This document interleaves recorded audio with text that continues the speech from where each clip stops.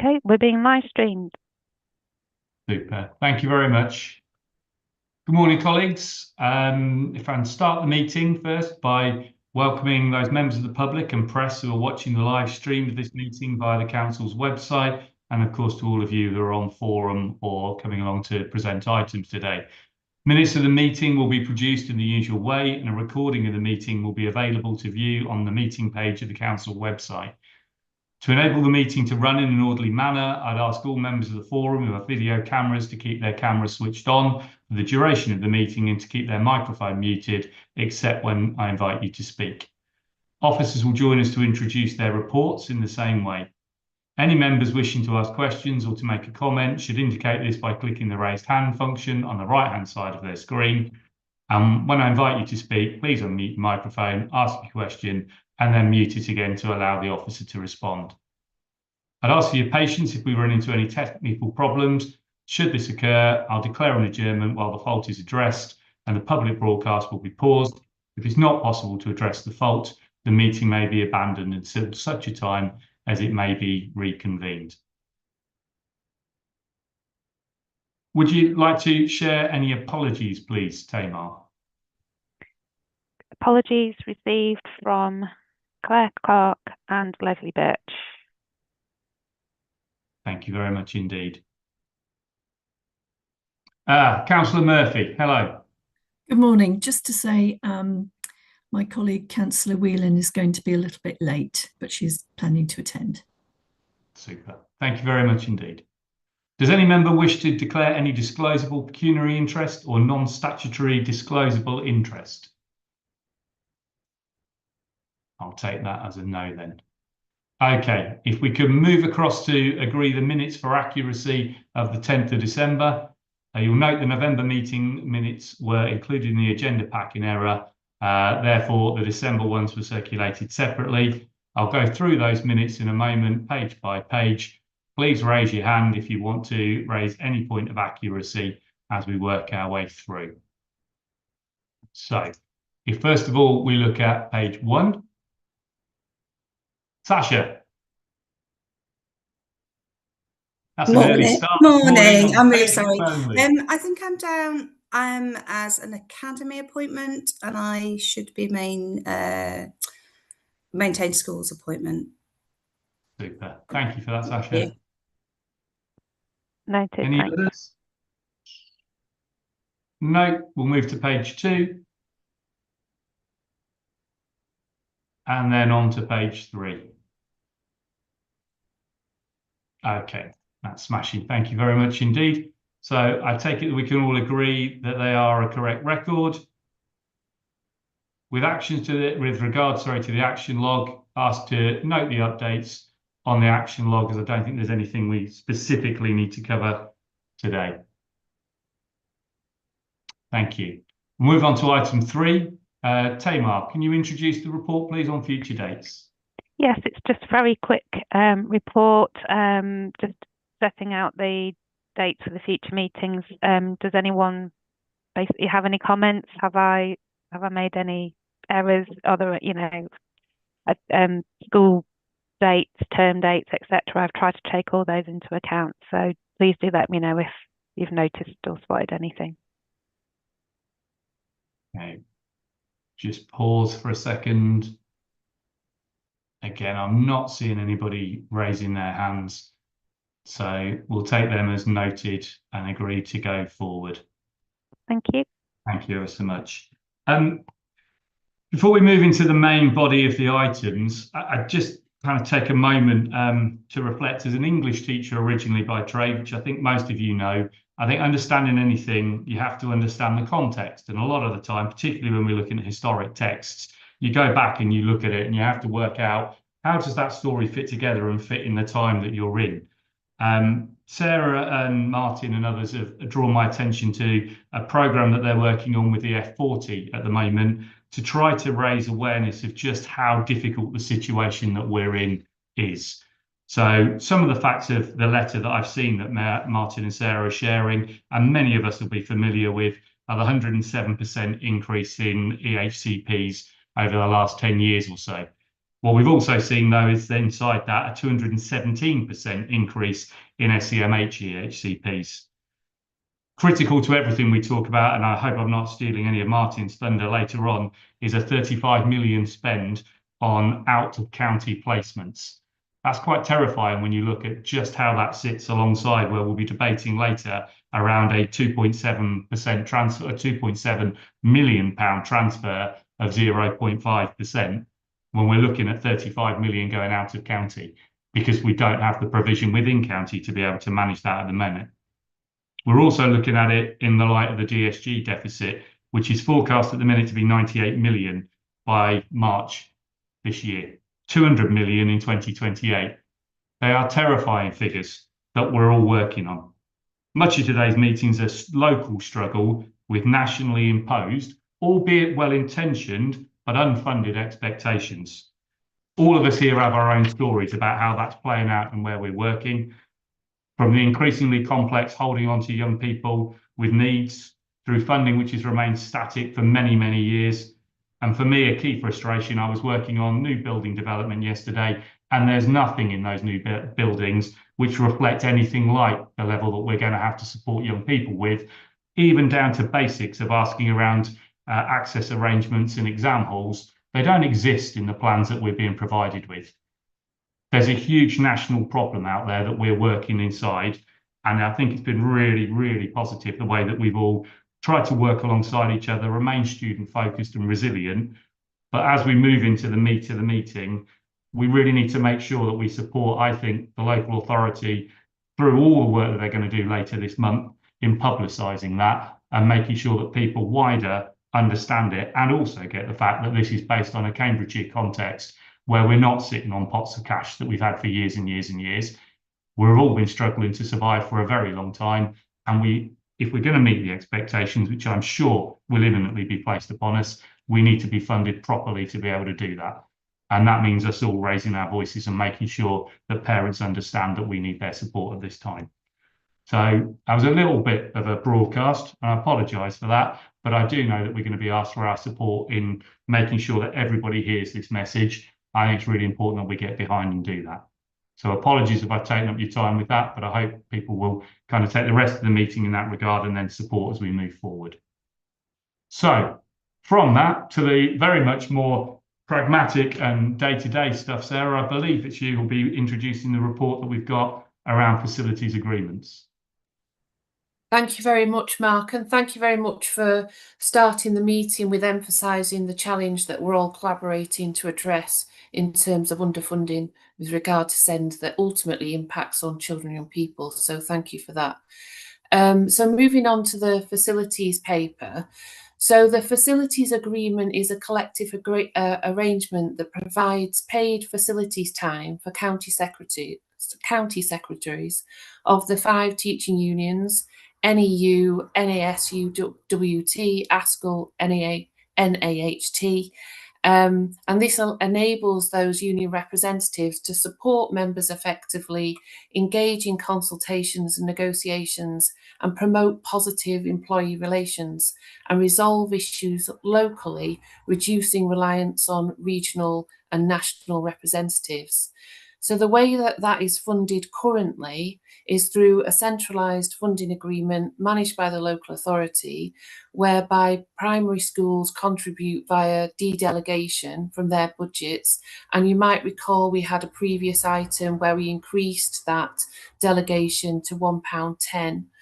And our academies participate through a buyback scheme on the same basis as maintained schools. And through this pooled approach ensures viability and avoids the need for individual schools to fund facilities time separately. So the reason we're bringing this paper to you today is that in recent years, we've noticed that there's been a drop in contributions from academies, which has placed pressure on the overall budget for facilities time that threatens the sustainability of the agreement, continuing and the continuing of the centralised model, and threatens the current funding levels. So there's a table within the paper that illustrates the current amount that we require and how the gap between what we currently are receiving from academies and maintained schools combined. So the recommendations for the report are to approve the continuation of the centralised approach, agree to maintain existing funding allocations, and the rationale for that is presented within the report.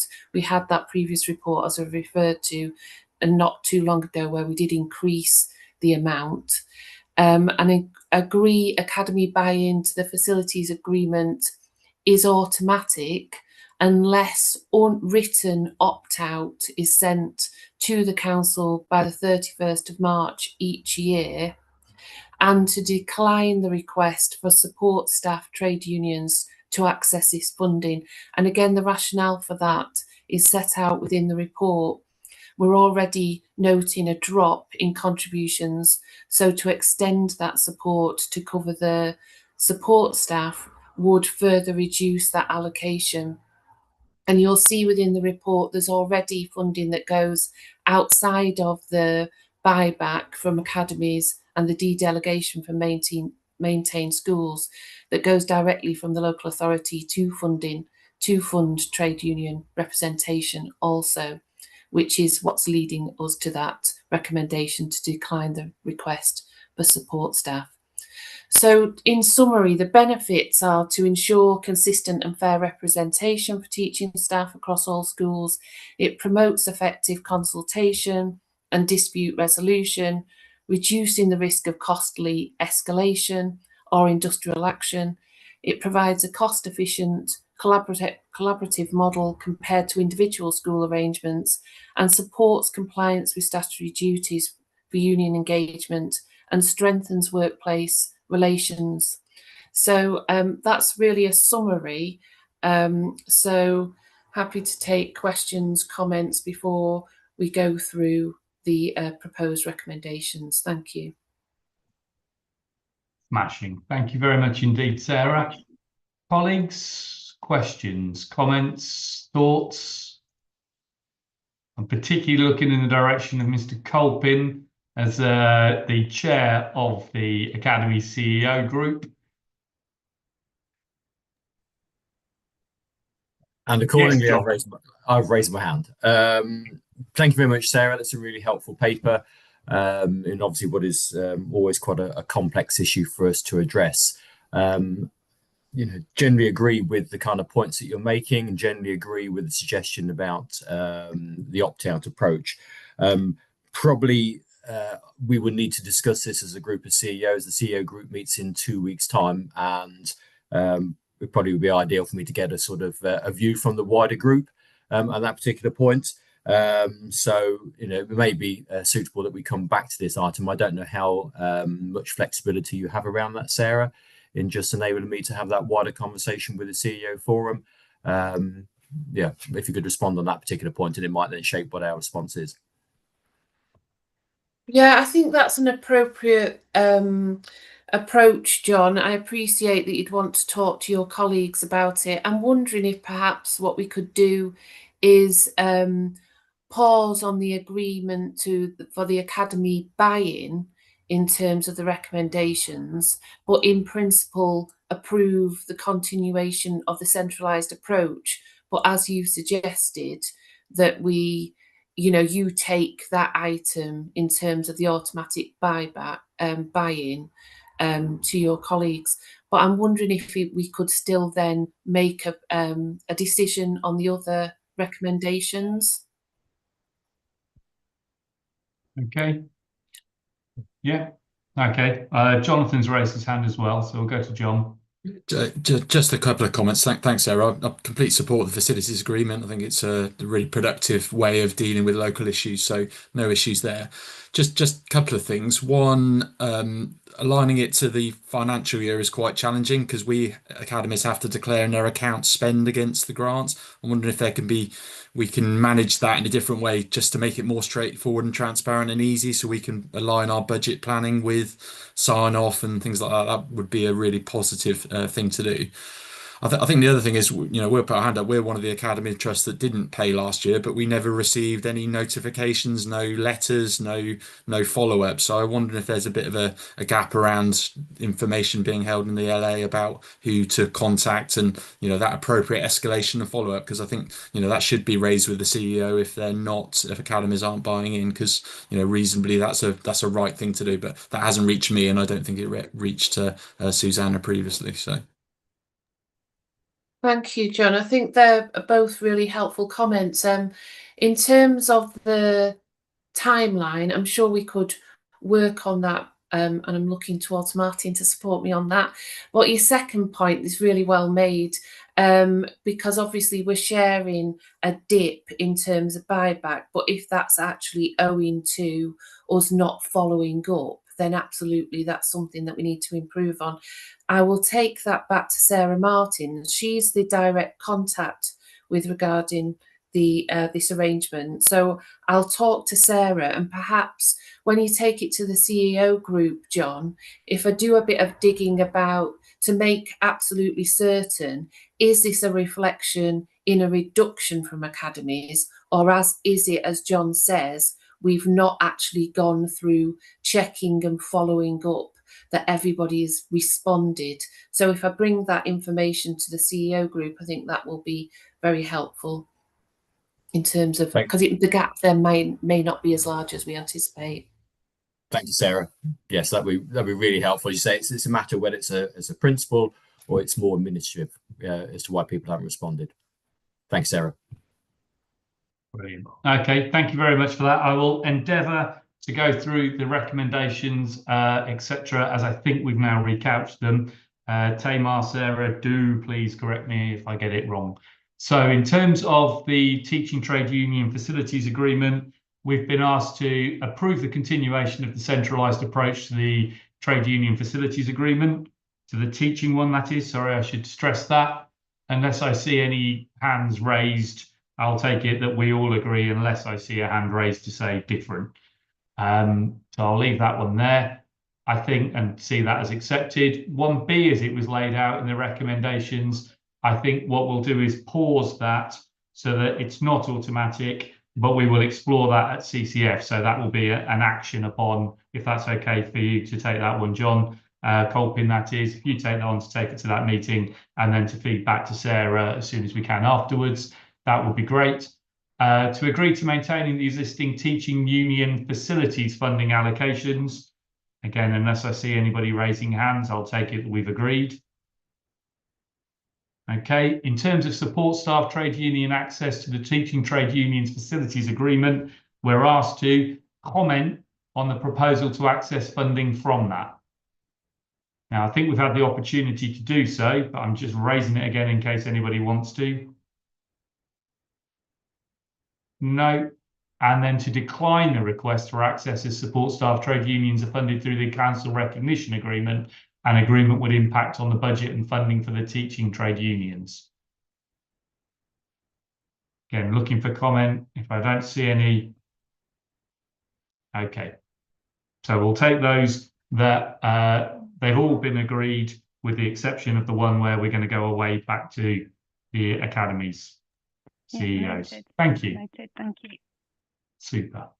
Does that deal with everything you wanted to deal with, Tamar? Yes, thank you. Super. Thank you very much indeed for that. We'll move on then to item 5, the High Needs Working Group. Ryan, I haven't noted you on the list there, but I hope you're there somewhere. Yes, present and correct. Super. That was a very well-timed pause there, just enough to make me think you weren't going to arrive, and then you just do it. Thank you, Ryan.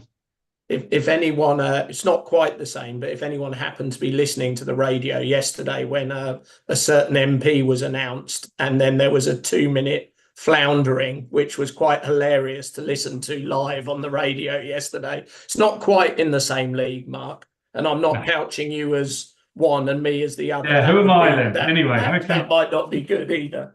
Anyway, on to some more serious business, I think. So I'll just remind members of the overview and the rationale for the High Needs Block Working Group. So this group was set up in the spring of 2025 by Schools Forum to allow system leaders to support and work alongside the LA colleagues to develop proposals and recommendations to address the high needs block overspend in 2025-26 and beyond. The high needs block working group carried out tasks at the end of last year, and it was agreed that that would continue this year to build on that work. There are 3 task and finish groups focusing on BAPE, the Behaviour, Attendance and Inclusion Partnership for secondary schools, ERBs, Enhanced Resource Bases across both primary and secondary, and SEND placement and funding, including both mainstream and specialist placements. And they will continue to work and carry out activities this year to provide recommendations for the local authority on future plans for developing inclusive practice and addressing the high needs block overspend throughout this academic year.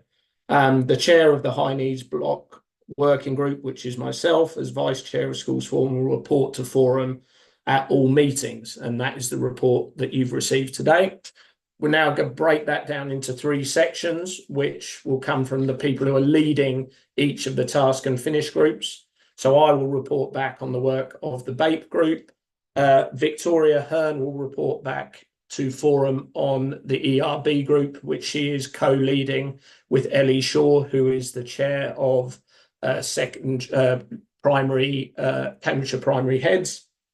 And then Mary Abasakra will report back on the work that she has been doing alongside LA colleagues, special schools, and now moving into working around the work around ordinary available provision and mainstream provision for children with additional needs. Okay, so if I start with the Behaviour, Attendance and Improvement Partnership group, we identified 3 aims for this academic year. One was to develop and re-emphasise the core principles and practice for the BAPE. Second was a funding model for the BAPE to ensure sufficient funds are available to meet the needs of schools and children, and that these funds are distributed to meet the needs of the most vulnerable. And then we had a third aim that was shared previously, but we've repurposed that aim. So an action for me is to share the updated third aim of the group with Tamar, and that was reformed to ensure that we are emphasising the benefits of positive collaboration. So I'll just read out the new aim for members, and then we'll update that in terms of the actions. So the third aim was to create a system that encourages all schools to work collaboratively to support all children across the BAPE, and has a clear process for dealing with schools that choose not to agree to the BAPE principles. So those are the aims that we set out. The actions that have taken place since the last time we met are that the Task and Finish group met on the 14th of November to plan for the Cambridge Secondary Heads meeting and the BAPE meetings and BAPE Leads meetings. And I'd like to note thanks to the chairs of Cambridgeshire Secondary Heads who continue to facilitate time at those meetings and those groups for us to carry out this work, which ensures that we have significant buy-in and contribution from all of the secondary schools. We then met with Cambridgeshire Secondary Heads to gather views and opinions, and then following that meeting, the Task and Finish group met and agreed some consensus items and next steps and further considerations. Since that meeting, myself and Andy Daly, who is the chair of the City BAPE group and executive head for Meridian Trust, have met with LA colleagues twice and have discussed the matters that arose. So the areas of consensus are outlined there, and we're very pleased that there is a desire to retain the devolved funding model, an understanding that we need to review and standardise the principles and expectations of the BAPE.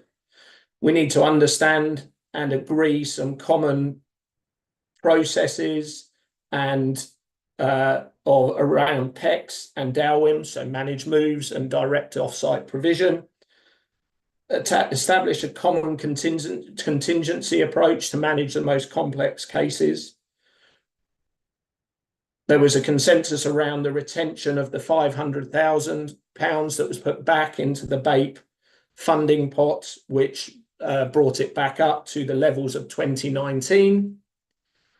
There was a consensus to promote or put forward an idea of index linking the BAPE funding, which has not increased year on year. And there was a proposal to do that in line with teacher support staff pay rise levels, because the inclusive practice is very much linked to the cost of staff, because it's very intense work with young people. And there was an agreement that we needed to review how the additional 34 Olive places were funded, because that was one of the critical issues we had to address at the back end of the last year. And there are currently 27 places across the 2 Olive academies that are now directly commissioned by the local authority, not via secondary schools. We identified some other considerations. So whether or not the structure of the BAPE might want to be reviewed. So the consistency of the groups, the number of groups, the geographical location of the groups, the challenges relating to transport and rurality, and the barriers that presents to access to alternative provision, managed moves, and where there are students who are PEXed. The funding to support the management of contingency and chairing of the BAPE, and how we might manage that challenge as school leaders take on significant responsibility. And then also we just wanted to be aware of the potential impact longer term of any changes to SEND funding that might be proposed through the white paper, and also any local government reorganisation that might take place. We then outlined a couple of actions moving forward, so information gathering, and we agreed that we would try and gather some information from statistical neighbours, which I and Michael Bateman have agreed to undertake and is ongoing. We asked Cambridgeshire County Council to provide us with current data around the AP cohort size to give us a sense of the work and the scale of the work that was going on. We've asked Cambridgeshire County Council to provide outcomes data for the last 2 academic years. The presentation that Andy Daly gave to CSH demonstrated the impact that the BAPE had had up until 2019, but since that time we haven't got that data that we would be able to use to further support the consensus and the positive impacts that this model has had over time. We asked Cambridgeshire County Council to provide the PEX data for secondary schools for the last 3 years. We've had that data, but it's not been separated out from the primary, and we need to see that separately. And then we've started to work with Cambridgeshire County Council to look at the travel corridors of students who move through the Fair Access panel, which will then inform whether or not changing the configuration of some of the geographical areas of the BAPE might be supportive of managing those challenging cases. And then alongside that, we agreed some next steps. So to review the current funding allocation and any perceived inequalities, looking at IDACI, looking at Olive access, etc. Develop 2 or 3 options for the BAPE structure, which will also, one of which will be maintaining the status quo. Conduct a working party to review the SLA. And again, thank you to Andy Daly, who has done the initial work on that. And then we've shared that with colleagues at the local authority. And then we're going to be sharing that with the High Needs Block Working Group as a first draft next week, and agree a longer term funding mechanism for the 34 Olive places. And we've put forward a proposal to local authority colleagues that we think actually is a very sensible solution that not only deals with this issue, but also supports some of the issues around sufficiency of placements for specialist provision in the local authority as well. So quite a lot of work has gone on. I think I would just finish by going back to the point Mark made at the beginning.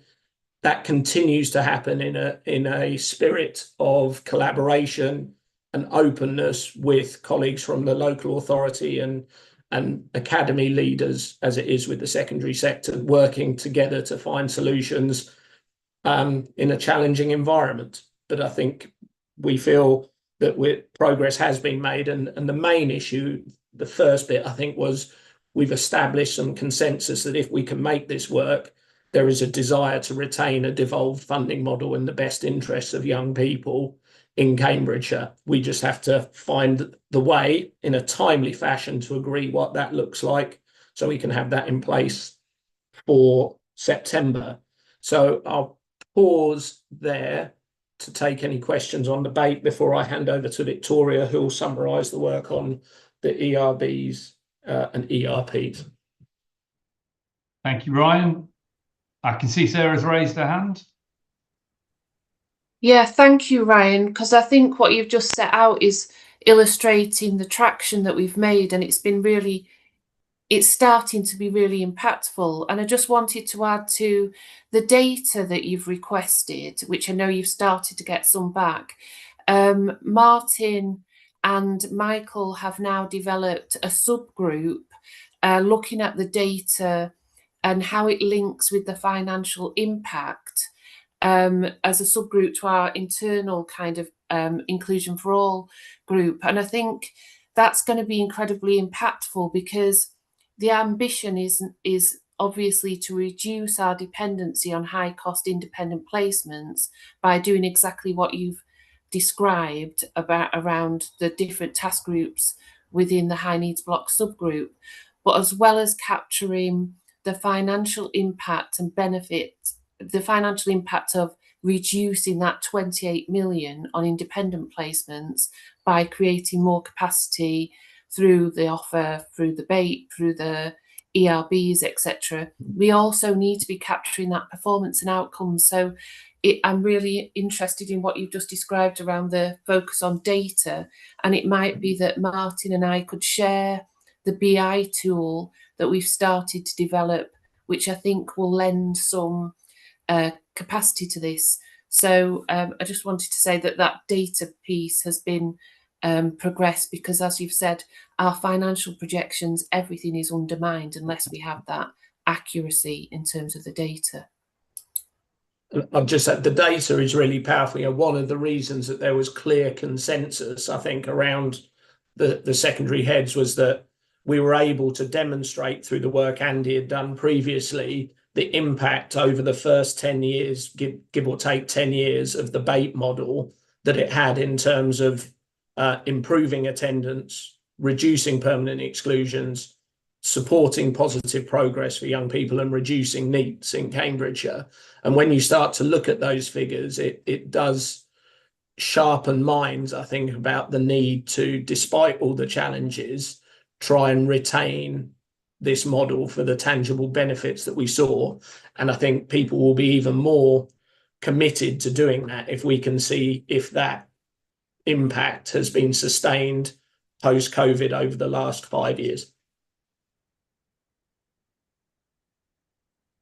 I'm not seeing any other questions, Mark, unless you are. Neither am I, Ryan. So if that's okay, should we move along to Victoria, if that's all right, please? Yeah. Thank you. So we set out 4 fairly ambitious aims, it would be fair to say, for our working group. And just before I kind of launch into those, I just wanted to draw your attention to the distinction that we've established between the ERP, which is intended to be a short-term placement for a pupil where we think that they are likely then to require some support in order to move back into mainstream in the future, and then the ERB, which is the enhanced resource base, which is intended to be a long-term placement where a pupil is not deemed to be appropriate for mainstream provision. And I think just before I start to talk through the aims, just wanted to be really clear on that. So in terms of the aims of the working group, firstly, that is to establish and to clarify the governance structure for both ERBs and ERPs.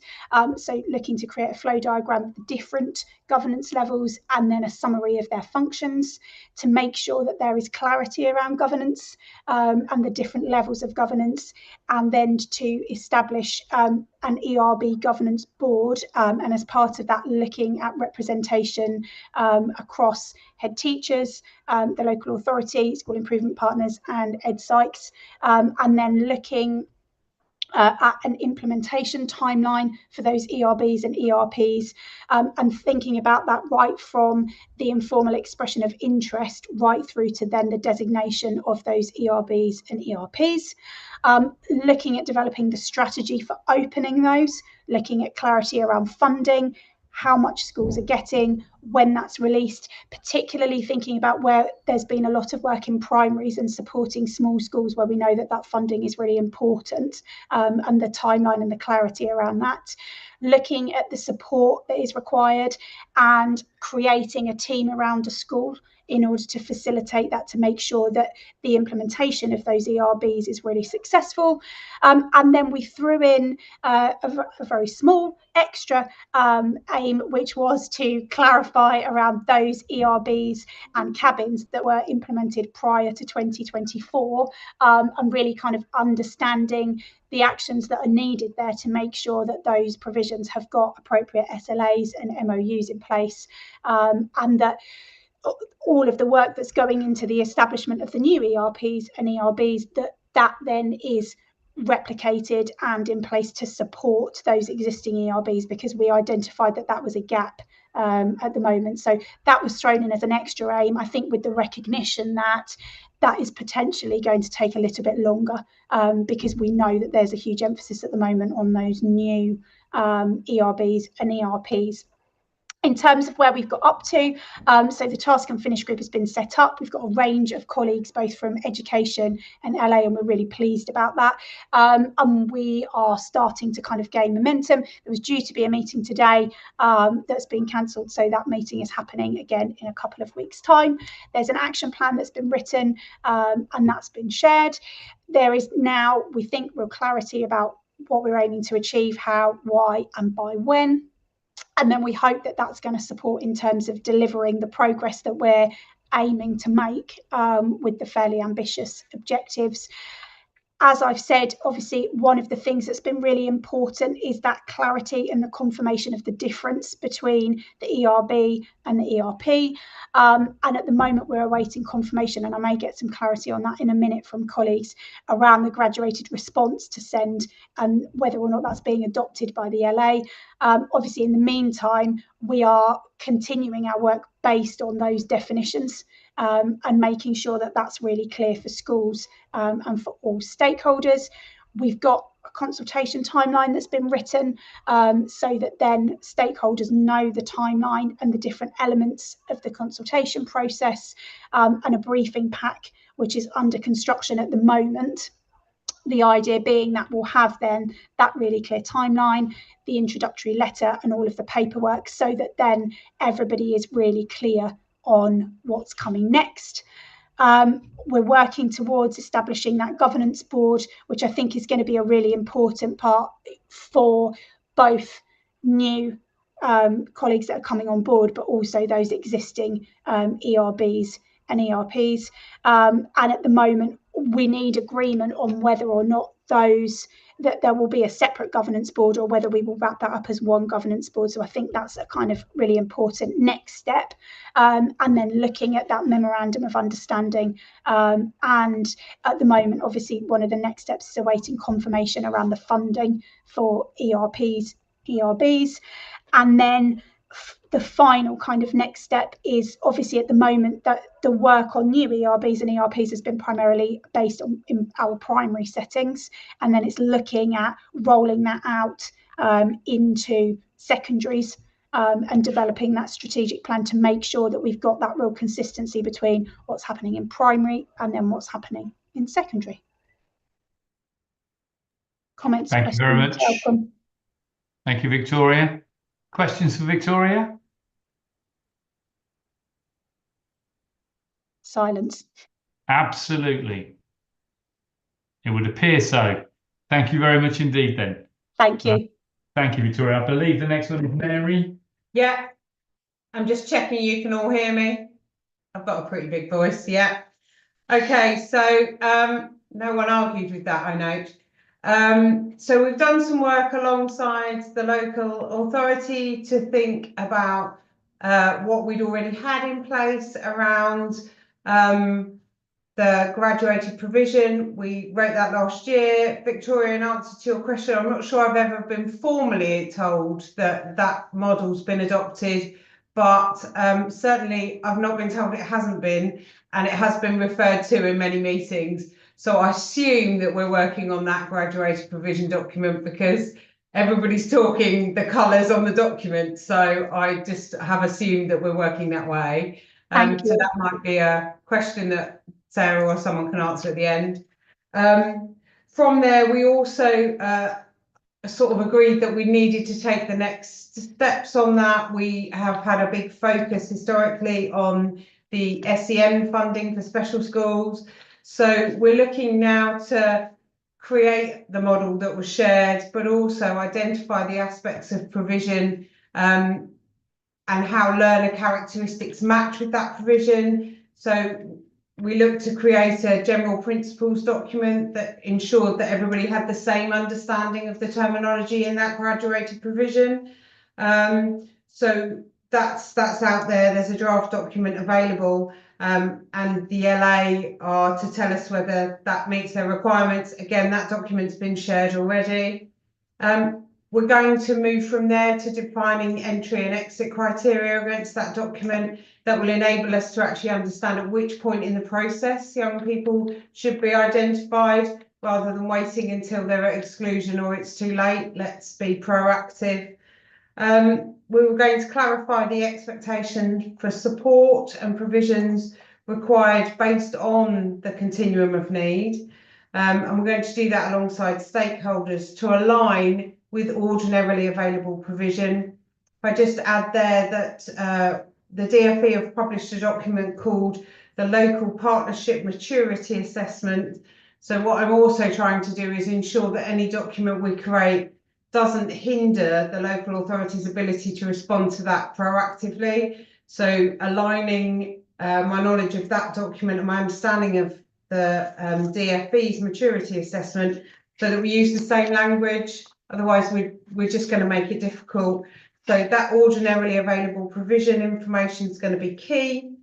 Just to say, I have had a conversation with the UP service and Joanna Stambridge yesterday, and we're going to follow that up for a simple, quick win, ordinarily available provision, and then onto a kind of huge collaborative OAP that we are actually going to be able to write together and formalise.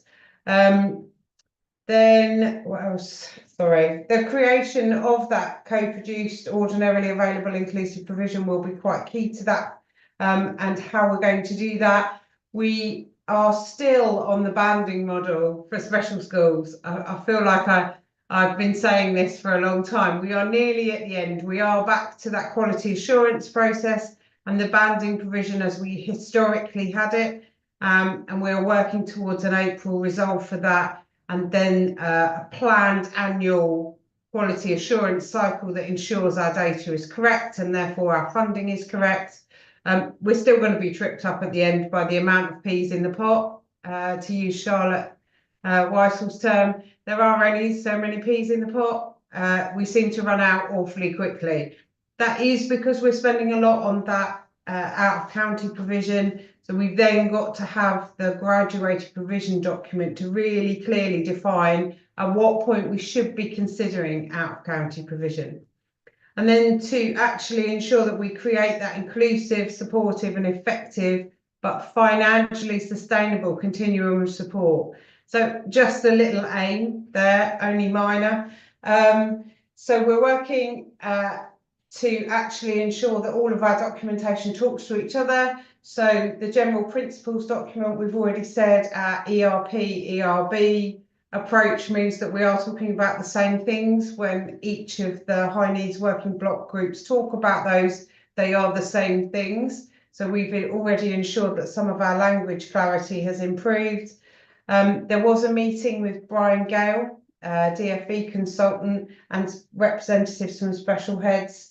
There was some thought there about the white paper. I'm sure you've all seen the SEND training announcement that's happened this morning. That's going to be the next slide forward of the white paper. We've seen a couple of things.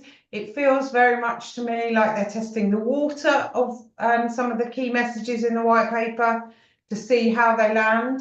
The key to that is going to be provision in mainstreams and how we can be creative and innovative with how we manage ERPs and ERBs, and whether there's another strand to that around outreach or specialist provision on mainstream site. So there's a challenge around that.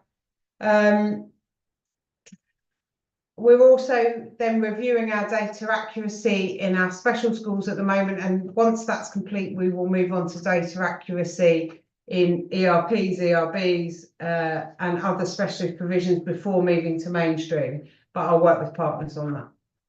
Thank you. Thank you, Mary. Anybody wish to comment, question? Sarah, thank you. Just to say that the principles that you've set out, Mary, in the continuum of need, I think we did agree, if Ryan remembers, I think we did agree in the high needs block subgroup that that would be our approach, because it's really, you know, it's a rational approach. The principles within it make total sense. The other point I was going to say, I think it was peas on a plate, not peas in the pot, but it was peas anyway. But on your point about the ordinarily available, you know, I agree that the whole national direction is that aligning with Inclusion for All is that we would look to support more children in mainstream. So there's going to be a challenge within the high needs block subgroup to look at, well, if that's our aspiration, how will we do that? We need to define the ordinarily available. And we've got that session, Mary, where we said we would test drive the locality improvement partnerships by using ordinarily available as a focus. And we had an offer to test drive that in the CB4 cluster. So I think we've got a number of people, including yourself, coming along to that meeting, which will help address some of the challenges that you've set out around OAP in particular. Thank you, Sarah. Yeah, apologies, Sarah, I forgot to mention that bit. And I think it's very important we understand that we can't afford a pot, so we're having to use a plate to keep our peas. Move on to Ryan, please. Yeah, so a couple of things. I think in our enthusiasm and excitement about the clarity of the graduated approach, we probably all just said this is great and never formally minuted somewhere that that's what we were going to do. So Tamar, I think if we could formally recognise that we are adopting that approach in the minutes today, that would be great, and then we'll work on that basis moving forward. And I think the point about where the ordinarily available provision element is so important, that's what ties together all three strands of the high needs working block group, because the ordinary available provision will be very much driven by the funding and the agreements that come through the BAPE, which crosses over significantly with children who have additional needs to support, and that money supports all children within a mainstream sector to access inclusive education. I think the work around the ERPs, particularly in the primary and where the primary sector does not have that devolved funding mechanism. So a work around what that looks like there, I think is really crucial. I know primary colleagues have raised that regularly. So I think a focus with a targeted group in CB4, and I know Ellie has talked to Mary about what that might look like. And then obviously nailing down where the parameters are for specialists, ERP, etc., sets the parameters for where ordinary available provision goes up to. Too many acronyms. So I think that bit of the discussion there at the end really brings together the work of the group and how we've separated it out. And I'd just like to finish by saying particular thanks to Mary, Victoria and Ellie, and I will mention Andy Daly again, who's working very closely with me on the BAPE group, and then all the LA colleagues who are working alongside us. And just to re-emphasize, you know, in some of these things, one of the main things was about getting the traction. And so we are up against the clock because we want, in some of these things, because we want to be in a position to have agreements within the coming months to then be able to implement from September. And we need to keep an eye on driving that forward whilst trying to make the best, most well-informed decisions about what we do, but doing that in a timely manner and communicating it effectively. That's all I wanted to add. Thank you very much, Ryan. I'll just pause to see if anybody else wishes to respond. Otherwise, I will echo on behalf of the group our thanks to all of those who've been leading, and obviously to Ryan as well. I see how many emails and how much work he does in the background to pull all of this together and to produce the reports for us today. So thank you, colleagues, for that. In terms of the suggestion that Ryan just made, Tamar, unless you correct me, I believe I'm going to say now that forum's recommended to note the report and formally adopt the graduated approach model, which, unless I see anybody saying we don't want to do that, we'll accept that that's now formally been adopted and addressed. Thank you ever so much. We then move on to the schools budget setting section, which I think Sarah and Martin are down to lead. So if you could introduce the report, and then, as usual, pause whenever you think is best in terms of the flow, and we'll take votes, etc., and comments from there. Thanks very much. Brilliant. No, thanks, Mark. So yeah, I'll start off and then I'll pass over to Sarah for some of the high needs section as we go through. So let me just put the presentation on screen. Let me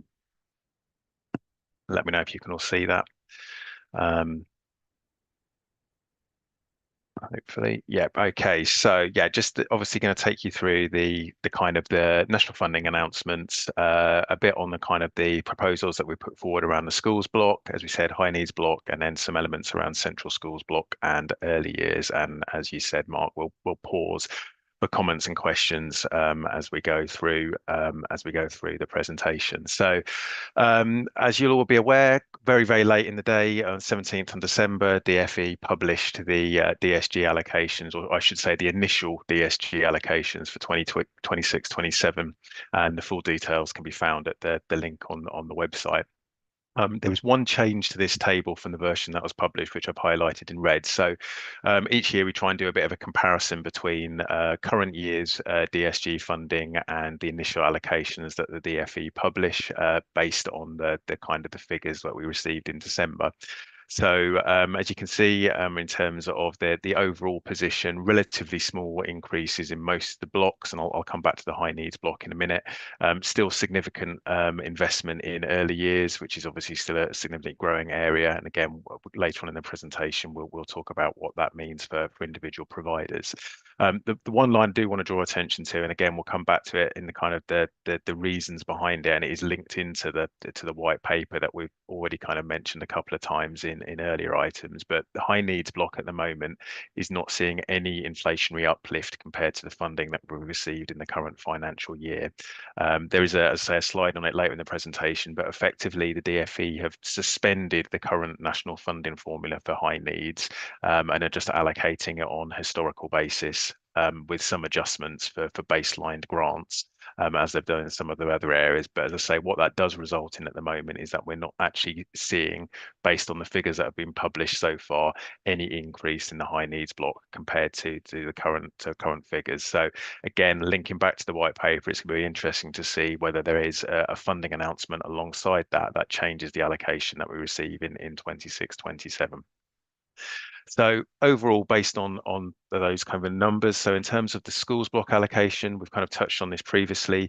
We're obviously, for the first time that I can remember, we've seen a net decrease in both primary and secondary pupil numbers between the two October census points, between October 24 and October 25, which is obviously going to have a significant impact on the overall amount of funding we receive in the schools block, and obviously more importantly, the impact on individual schools who are experiencing those falling roles.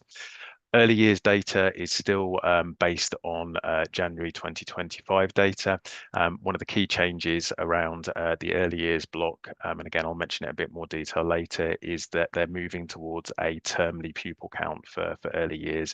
Historically, it's always been based on the 2 January census points, and then they make an adjustment. They are now moving to 3 census points to adjust the funding based on actual take up. So that is going to have an impact on the amount of funding that we and all local authorities receive for early years. In terms of other grants, they have announced the pupil premium rates for 26-27, and the link in the presentation takes you through to that. As yet, we've not heard any other details of any other grants which are going to apply for the next year, and obviously we will provide updates as and when that information becomes available. This next slide, in a way, what I was trying to do here was show you how difficult it is to try and explain what the uplift in schools block between year is based on the information the DFE publish in terms of that. So if you just looked at it in terms of the kind of the basic numbers for the primary school unit of funding and the secondary school unit of funding, it actually looks like quite a significant uplift in funding of 5.7 and 5.4% between years in terms of what the DFE have applied.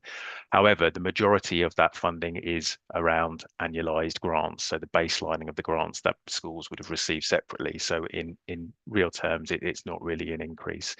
Obviously, as we said, the biggest change for us this year has been that change in pupil numbers. So we've seen a kind of a 1.6% reduction in primary numbers and a very relatively small reduction in overall secondary numbers, but obviously that does impact on the overall amount of funding that we receive.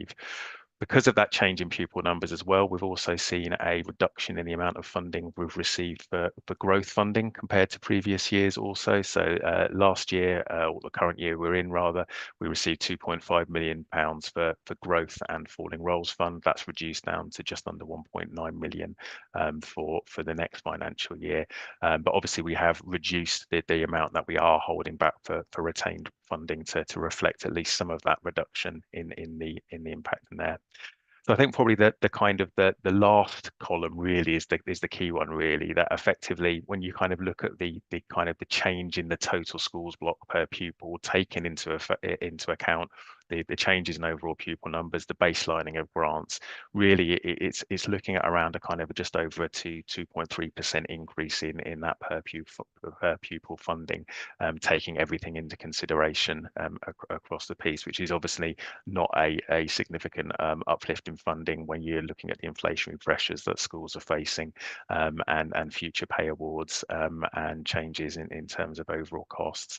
But as I say, that was really just to try and highlight that actually quite often the headline figures of which are published are not telling the whole story because of all the different changes for the different factors, not least the baselining of grants, which has a significant impact at individual school level as well.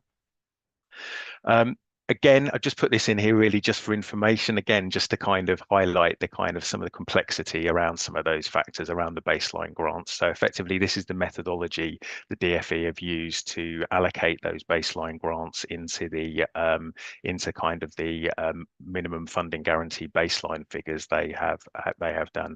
I think we covered some of this at the previous meeting about how they've added elements of funding to the different rates, so different rates per pupil for free school meals and to lump sum as well. So those are effectively the figures the DFE have added to each of the formula factor values to increase the baselines that they've applied for the 26-27 budgets in terms of the overall protection. But again, it's just a highlight of the complexity in terms of the funding formula and how these figures kind of are allocated out at a national level. But obviously that then does have very much an impact at individual school level within Cambridgeshire. So following the receipt of those data sets on the 17th of December, we've undertaken some further budget modelling, and that reflected the kind of agreed approach we discussed at the December meeting. So we've only looked at two block transfer scenarios, a 0% block transfer and a 0.5% block transfer, on the basis that anything greater than 0.5 was deemed to have a significantly detrimental impact on individual schools. We've set the minimum funding guarantee at 0%, which is the maximum allowable as per the DFE guidance. Equally, we've set the minimum per pupil levels at levels as set by the DFE. We've reduced the retained growth funding from 2 million down to 1.5 million. That reflects both the reduction in the growth funding that we're going to receive from the DFE, but also reflects the latest estimates of the required diseconomies funding. So that's funding that we give to new schools whilst they're growing to capacity, and also the number of schools as identified as likely to qualify for growth funding in 26-27 through work with the place planning team. One thing I would just like to say around the growth fund, and we did mention this at the previous meeting, was we have a secondary growth panel scheduled for 12 till 1 on Thursday the 29th of January, and I think at the last meeting we did ask for kind of school representatives to join that panel as part of that. I don't think we had any names put forward, so outside of this meeting, if anyone would like to be part of that meeting and about the decision making around the allocation of growth funding, if you could drop myself or Rachel Pinion an email, and we can make sure that you're included in that conversation. There will be a separate meeting for primary schools later on in the around primary growth, and we'll be in contact with primary representatives closer to the time on that one. Then we've also applied variation to pupil numbers, which are detailed on the next slide, following the conversations with relevant schools and trusts around that. And then, as we always do, we've then scaled the factors to meet the overall affordability. So this is the final variation to pupil numbers, which have been applied in the current figures based on conversations with schools, trusts, and with place planning to ensure that schools funding for next September for academies is guaranteed at this rate through the figures that we submit to the DFE as part of the annual submission in terms of that. Okay. Business rates, current figures included in the figures are notional business rates based on DFE information. We do collect updated information from the various districts, but that then just informs the DFE in terms of their overall central process. And as with last year, we expect all of our districts to sign up to the national process now for business rates. And as such, nothing changes for either academies or maintained schools, and we would expect that those bills will now be paid directly. So therefore, for maintained schools, they will not be receiving funding for rates. However, they will, as in previous years, need to show that funding in their accounts on an annual basis, and guidance will be provided as to how to do that. Okay, so alongside the kind of the presentation, we did share kind of two spreadsheets, or one spreadsheet, which is the Appendix B, which was basically gives some illustrative figures or draft figures at each of the two scenarios that I mentioned earlier. This is just a kind of a summary in terms of the overall distribution totals for both scenario 1, which is the 0% block transfer, and scenario 2, which is the 0.5% block transfer, and just shows the amount of scaling which was required to meet the overall affordability. So we had to scale the national rates down to 99.2% for the 0% block transfer, and then those rates are scaled down to 98.6% within scenario 2. As you can also see, the number of schools and the value of the costs to reach both the minimum funding guarantee and the minimum per pupil levels increase, as you would expect, as you go between the two scenarios as well.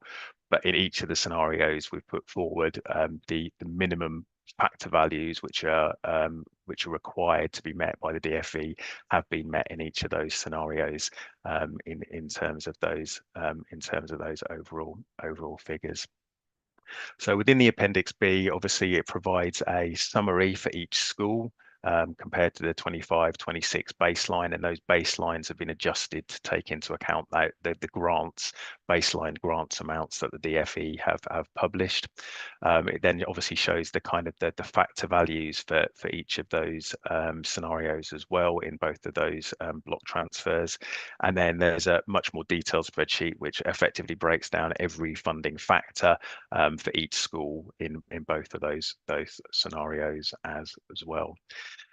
As I already mentioned, in both of those scenarios, the factor values have been scaled to meet the overall affordability, and we do exceed the DFE's minimum allowable values. Again, the sparsity and split site values are the maximum permissible amounts, and obviously the level of the each individual school who qualifies for those are very much dependent on their individual school circumstances.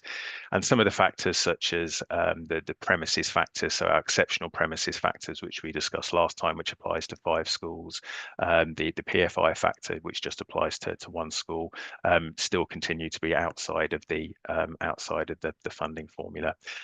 We just have one outstanding query around an MFG calculation for one of the schools, which we're trying to address, but overall that shouldn't have a significant impact either to that individual school or to the overall funding formula once we get an answer on that, hopefully prior to submission of the final figures next week.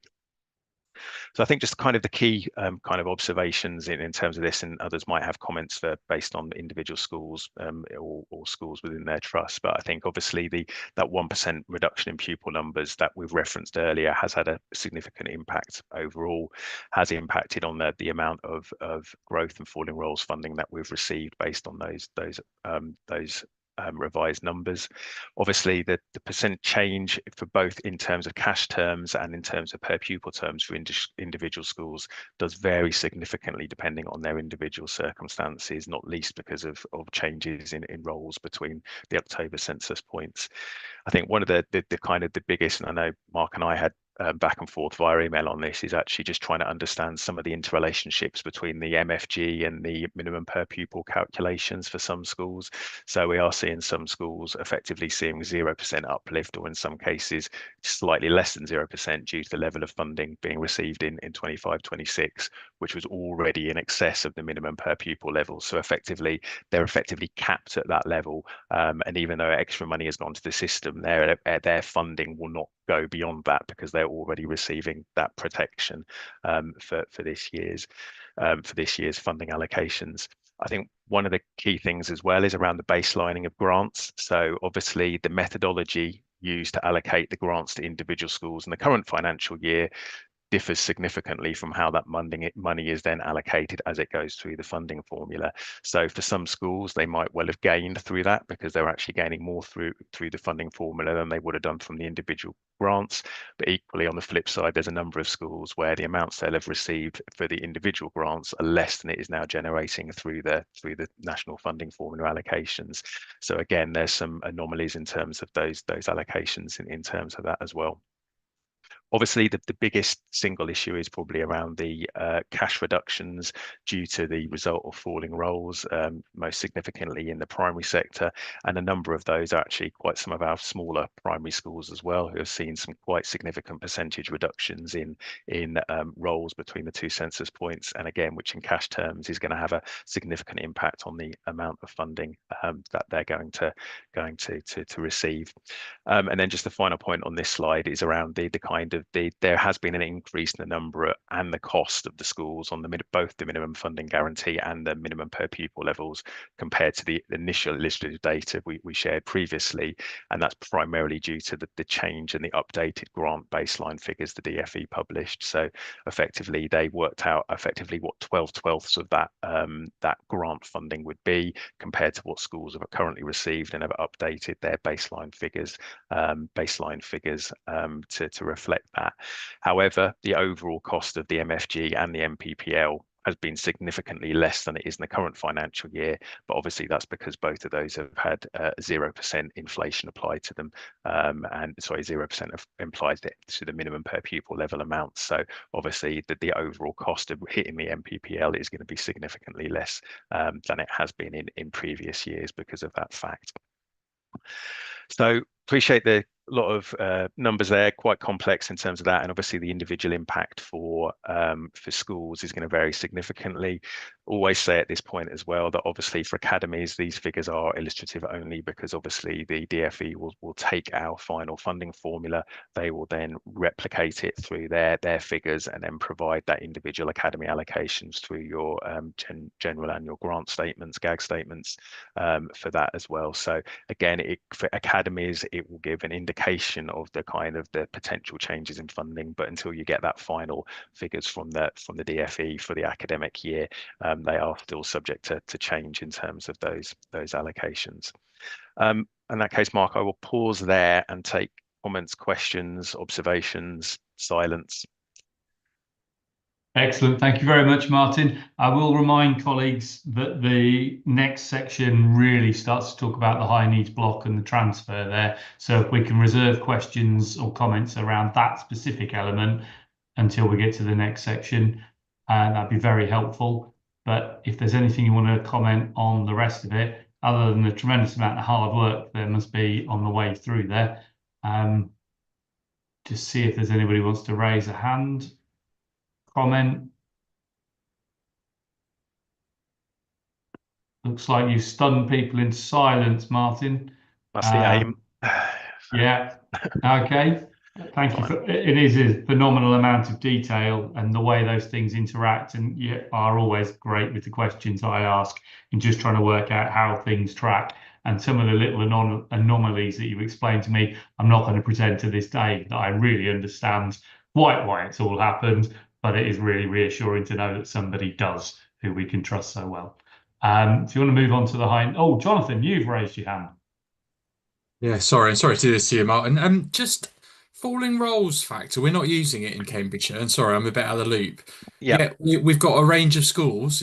Put my hand up. We've got schools in this context too that have got fallen roles that are likely to be temporary. So I remember in the past we didn't qualify. We then had a couple of schools qualify. What's the position, and is it something Forum should consider or start to look at? And where does that fit with the small school strategy, which I think is still progressing? So is there anything on that? Yeah, so yeah, you're right, John. So it's a conversation we've had a couple of times now about the Falling Roles Fund. So we've actually got a couple more schools that are generating funding through the national funding formula. I think the point you made, it's that temporary at the moment. The definition the DFE provide is where the SCAP data shows that those places are going to be required again within the next 2 years. And at the moment, that SCAP data isn't showing that. And that's where we've got that slight challenge in terms of the numbers. In terms of the small school strategy, yeah, we've kind of spoken about that at length. There's actually a paper going to CEF leadership team next week, I think, or it might be the following week on that. And then we will be bringing that back, because I think you're right. There is and we kind of mentioned it at the last forum, it's not just small schools anymore. It's that strategy about places across the entire county. And it's in, and especially those falling roles. So I think going back to your first point, falling roles fund, I think we just need to keep it under review and bring it back for next year in terms of looking at what the latest SCAP data is telling us in terms of whether we are seeing that it is now showing that there is that those places are going to be required again within the next couple of years. And if that's the case, it might be something we need to consider putting back in place. But I think the wider point is around that the kind of the small school strategy and the wider strategy about school places and sufficiency across the whole county, because we're seeing in certain areas, being brutally honest, you've got 5 primary schools when actually you probably only need 3 primary schools. And actually, because of that, the viability of all of those 5 schools is potentially threatened. And I'm sure colleagues are seeing across their trusts and across their individual schools as well. Thank you. And I certainly don't need to tell you to, that 5 model you just described with 3 also means that that's 5 lump sums transferring out, which if there are only 3 lump sums, that will be back in the quantum for the other schools. Just stop you there, Mark. It wouldn't, because the national funding formula allocates us a lump sum per school as part of that allocation. Thank you, Martin. So there you go. There's another learning moment for me. Thank you. They never stop those. Yeah. Excellent. Okay, so if I start to introduce some of the high need stuff, and then Sarah, I'll pass over to you in a bit. So if I do the first few bits. So as I mentioned earlier, the DFE have said they are temporarily suspending, this is their words, not mine, temporarily suspending the high needs national funding formula in 26-27. So therefore, the allocations that we're going to receive are basically, as I said earlier, what we've received in 25-26. Plus an amount to reflect the baselining of the core schools budget grant, and plus an amount allocated for some of the national insurance grants and budget support grants. So no adjustments to reflect any changes in need, any changes in overall pupil numbers within special schools or free special schools at the moment. So effectively, as I said earlier, we're not seeing any inflationary uplift in our high needs block funding at the moment. It is effectively like to like from what it was in previous years. Obviously, again, these are just statements that the DFE have published in terms of linking into the conversations around the white paper in terms of this. And I think it's, if nothing else, it's reassuring that it completely aligns with the kind of the earlier items of what we've been discussing around expanding the units, resource provision, and that more specialist support. So I think we're kind of, obviously, I feel as though we're going down the right track, but obviously what we don't have is the funding, as we've said earlier, to support that at the moment in terms of what that actually means in terms of those overall figures. So yeah, hopefully, as I say, when the white paper is produced, there will be something which will update us on whether there will be changes to the funding for 26-27 to reflect the changes in numbers in need that we have seen. So just in terms of kind of the actual special schools funding, and Mary kind of talked about the work we're doing already in this, just in terms of what has been announced in terms of from a DFE perspective around special schools, is that the minimum funding guarantee, in the same way that it does for mainstream schools, remains at 0% for 26-27. The core schools budget grants and other legacy grants must continue to be passed on to schools and must not reduce, so that should not result in a reduction in place or top-up funding. So just going back to one of the earlier slides, where they've now baselined those grants into the high needs block, we need to make sure that we are effectively passporting that money on to special schools to ensure that they're receiving that funding as they would have done as a separate grant allocation.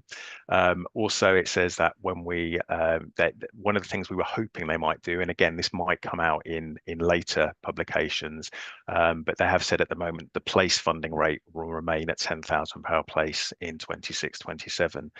One of the things, and we kind of briefly discussed this when we met with Brian Gale, which Mary mentioned earlier, was around actually a quick win for special schools and special provision would be to increase the place funding, because that 10,000 has been the same figure since this process was introduced. By increasing that amount to reflect all of the historical baseline grants and other funding that has gone into the special sector, and guaranteeing that higher per place funding, that would be one way of kind of improving the funding situation for special schools. But at the moment, they've said that place funding is going to continue at 10,000 per place in 26-27. So kind of Mary's mentioned around the kind of the special funding and the banding work that we're doing, and kind of this is just a very simplistic kind of slide kind of showing how that funding will be made up for special schools in terms of their place funding, plus that kind of legacy grant allocation that each special school will fund per place as well. And then the key one is obviously going to be that updated top up, which is going to be now school specific based on their profile of need at individual schools. And this is the work Mary was talking around the kind of work we're doing around this at the moment. And effectively that will result in your kind of main special school budget for the year. And then, as with other schools as well, they will continue to receive other grants outside of that, which will continue to be funded separately in terms of that. So as Mary said, that's the key thing we're working on at the moment with a kind of with that group to get that implemented as soon as possible in terms of the overall funding for next financial year.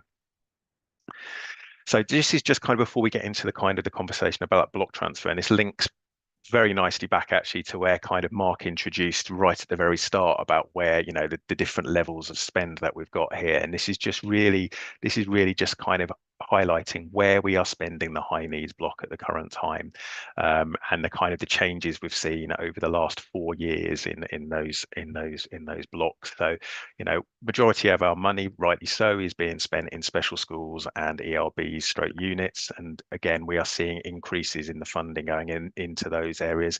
And that's primarily because of an increase in places. And I'm not going to pretend it's because we've increased the amount of funding we're giving to individual units in schools. It is because we are putting more young people into that provision.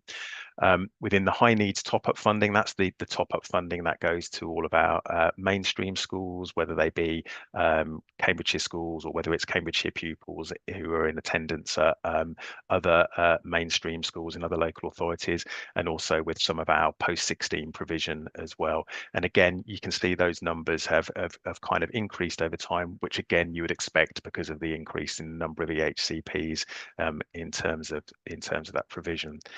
The next two blocks are probably the kind of the most concerning. So we've got the SEND placements. So this is our external placements, and then we've got our out of school tuition. And these are the ones which are the relatively small numbers of children, but the extremely high cost packages. As you can see, the kind of increases over the last few years on those particular areas are quite significant in terms of that. And that kind of purple bar for the SEND placements for the forecast for this year's starting to touch 30 million for that. If you add that to the tuition budgets, we're going to be probably in excess of 40 million against those kind of external placements.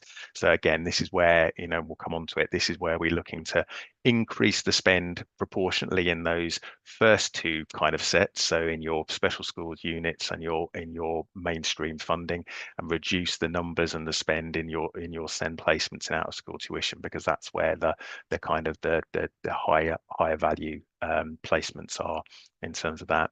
And then the rest of the spend on the high needs block is relatively, in comparison, relatively low value, relatively low cost in terms of what they're doing. So, I've spoken to Sarah about this, and it's these kind of four areas to the left of this are the key areas, and it's getting that balance between them more aligned. So reducing the placements and out of school tuition and increasing the special schools and the mainstream, because that's how ultimately we're going to kind of turn the curve in terms of the spend on those areas.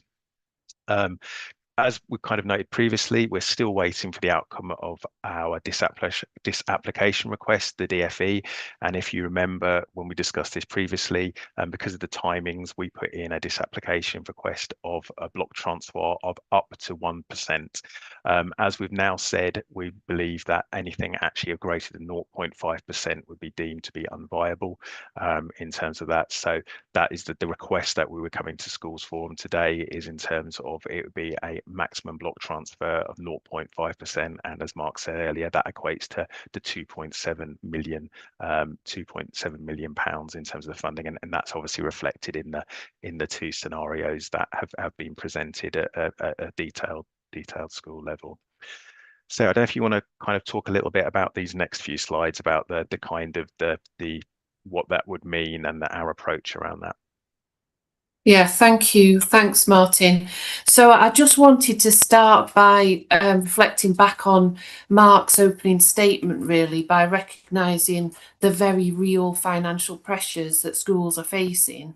And no one around this virtual table takes lightly the impact that any transfer from the schools block can have on individual budgets. So I know that's the context in which we're making this proposal. However, the proposal to transfer funding to the high needs block is about protecting the whole system. Demand and costs in high needs continue to rise, as Martin's just taken us through, and without further action, the pressure will be felt more acutely by schools themselves through increasing deficits, reduced capacity in local provision, and growing challenges in meeting pupils' needs. So this is not a shift away from schools, but a collective step to stabilise support for our most vulnerable children and young people, many of whom are educated in our mainstream schools. And by strengthening the high needs block now, we reduce longer term risk, avoid more disruptive measures later, and help ensure that schools can continue to focus on teaching and learning. So I know I'm asking for this transfer in a very challenging context, but I'm asking for them to see it as a shared responsibility and a pragmatic decision in the interests of the whole education system, rather than a transfer that benefits one group at the expense of another.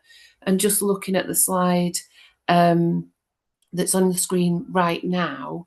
So if Martin's just taken us through our current use of the high needs block, and going back to what Ryan was talking about in the objectives of the high needs block subgroup, what we want to do is reduce our dependency on high cost independent placements and allow more children to attend their local mainstream support school with obviously the right support, either through ERBs or through our special schools. So the costs associated, the individual costs, the independent specialist placement costs are typically around 60,000 a year, but they can be significantly higher, 250,000 a year. whereas in comparison, our special school placements cost typically £27,000 a year. So there's clearly a £33,000 difference if we are able to build more capacity locally. And our enhanced resource provision is costing around £25,000 per year. So if we move on, thanks, Martin. So what we're suggesting is that by supporting that 0.5% transfer, that we'll be able to add additional investment to our special schools in enhanced resource provision in line with the imminent white paper that we're hoping will land at the end of January. But we are hearing, as Martin said, that everything that we're expecting within that white paper will support the approach that we have collaboratively adopted within the high needs block subgroup. And as I've said, based on those median costs that I've shared on the slide earlier, if that 2.7 million were able to facilitate us meeting more need in county through our own schools provision, then to develop more places, and I know this is a challenge, but to develop more places within our special schools, we would be saving for each of those independent placements 33,000 a place, and for in our enhanced resource provision 35,000 per place. So if we move on, Martin. So if we apply that then to the 2.7 million, so if Forum support the 0.5% disapplication, which equates to the 2.7 million, based on the figures that I've just shared, that's equivalent to an additional 82 special school placements or an additional 78 ERB placements. So I know this is indicative and it's illustrative, but as we've taught through the work that's really gaining traction in the high needs block subgroup, when we're adopting that approach and we're looking at that continuum of need, we need to have some flex to develop more provision, because it's not within our gift, obviously, to just take children out of the ISET placements. So there's going to be some parallel investment whilst we progress the work within the high needs block subgroup, where we have to grow more provision locally, whilst also there'll be some parallel continuing spend whilst children age out of that independent provision. So if you move on to the next slide, thanks, Martin. So going back to the bar chart that Martin referred to earlier, you can see that in 24-25, the costs associated with the independent placements was around 22.5 million, and this financial year is, getting close to 29 million, and that's shown in numbers by an increase of 349 placements to 576. What's interesting to note, though, that if we were paying those 576 at the cost, the individual costs that we were paying the 349, it would be considerably more. So the individual costs, although the numbers of placements have increased, the costs of meeting that demand, the cost of the individual placements has reduced. So although we still have an increasing over-reliance on independent placements, the individual costs associated with them is lower than previously, because obviously we're doing as much as we possibly can to drive down the spend through the negotiations with our providers. And that's one of the areas that we're hoping to see that will have enhanced opportunities to have a more equitable costing system with those independent providers within the white paper, because currently it's very difficult, especially when we also have to work within parental preference to negotiate those costs down. So if we go on to the next slide, thanks, Thanks, Martin. So again, going back to what I said at the start, I do appreciate that I'm talking to you in the context that Mark highlighted at the start of this meeting, and that Martin's evidenced, you know, in terms of the budget allocations. We can clearly see that the budget allocations really are not representing the significant demand. And we know that we're operating within that context of growing school deficits.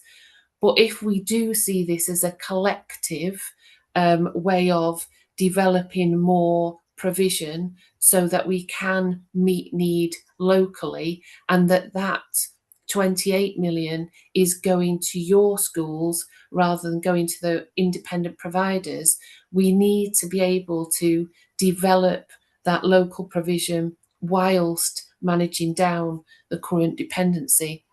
So I do recognise that you are supporting an increased number of pupils with complex needs, and that because of the delays, those needs can escalate. So the way I'm proposing this request to support that 0.5% transfer is a practical way to invest in support so that schools are able to consistently meet need, and that we do have that investment going into our local schools rather than going out to independent providers. So if we move on, thanks, Martin. So what will it deliver? Well, we've already started to accelerate the ERB programme.